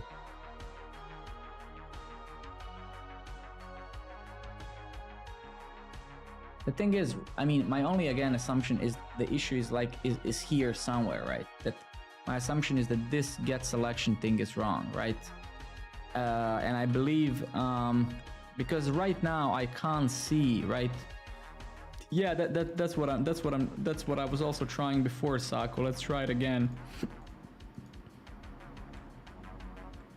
All right, so this is the object that we get.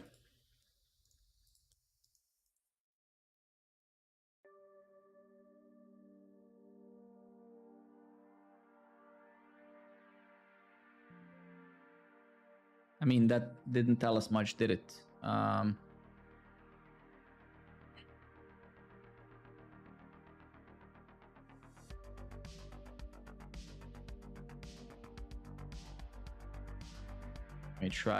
Let me try with the previous state, so the one that's not mutated yet.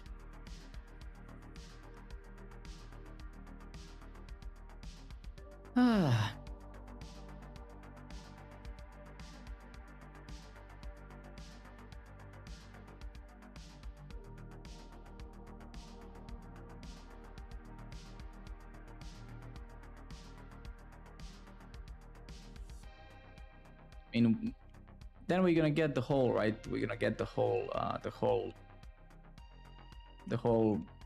draft.js object, right? Which is fine, right? It's okay. Let's try.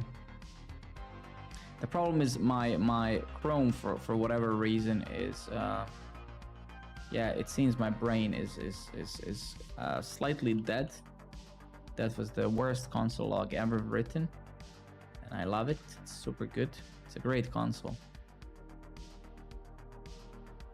So this is the whole state, right? We have the text as before, right?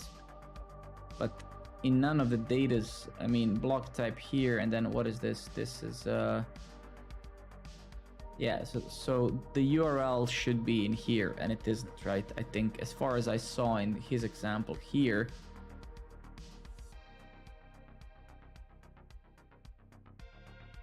it should. So we actually, you can see. Well, first you can see that there's no link here, in my case, anywhere at all, right? And I can see if we search for entity map, it's here. There's yeah, something for sure wrong with my thing here. There's entity map, type link.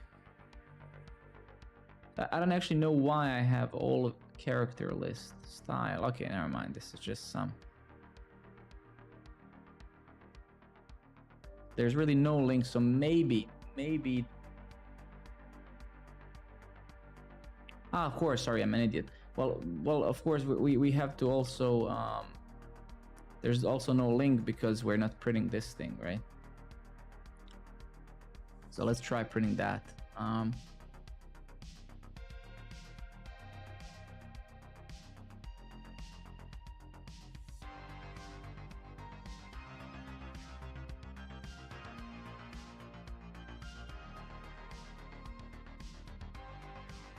There's no link, yeah, immutable. Yeah, there's no, at least not in this object. I don't even know if it should be here, right? You know, let me try. Shit, I can't do that. No. Let me actually print some of his. Let's print stuff here. So let's see, what do we get over here, right? Confirm link. Let's print it here, right? Next editor state.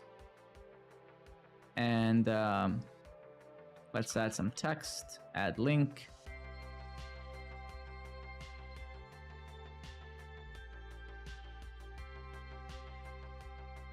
Let's actually open the actual console. So temp1.get, let's see, temp1. So, well, okay, so at least, if anything, yeah, this isn't the object to debug with, it seems. So that's in a way okay, I guess, because it doesn't seem to have that. But if we get over here, though,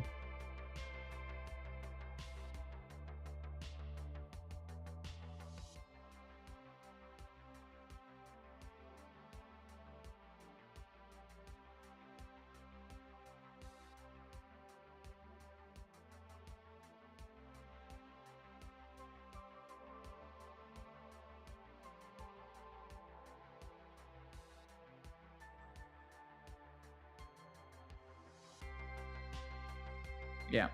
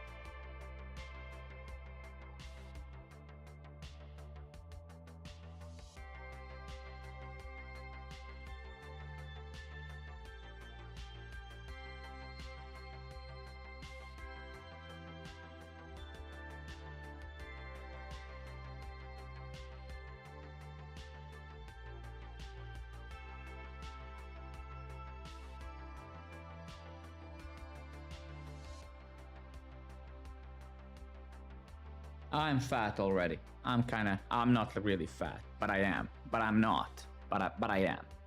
But I'm not. But I'm actually fat. But I'm not. My brain is kind of dying now. You know what? Let's round it up. It's midnight.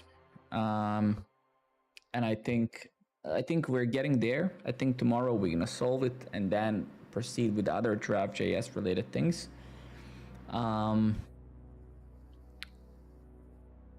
That is actually strange. I see chat here. Okay, whatever. Let's just round it up, folks. We had a few new followers today. We had a few new viewers. That's really good. I might even solve it before the stream tomorrow. We'll see. But regardless of that, as always, thank you for being here. And let's continue tomorrow. I'll be streaming the same time, so if you're new, please come by, ask questions and stuff. And I wish you good night, and thank you very much for all the help and communications.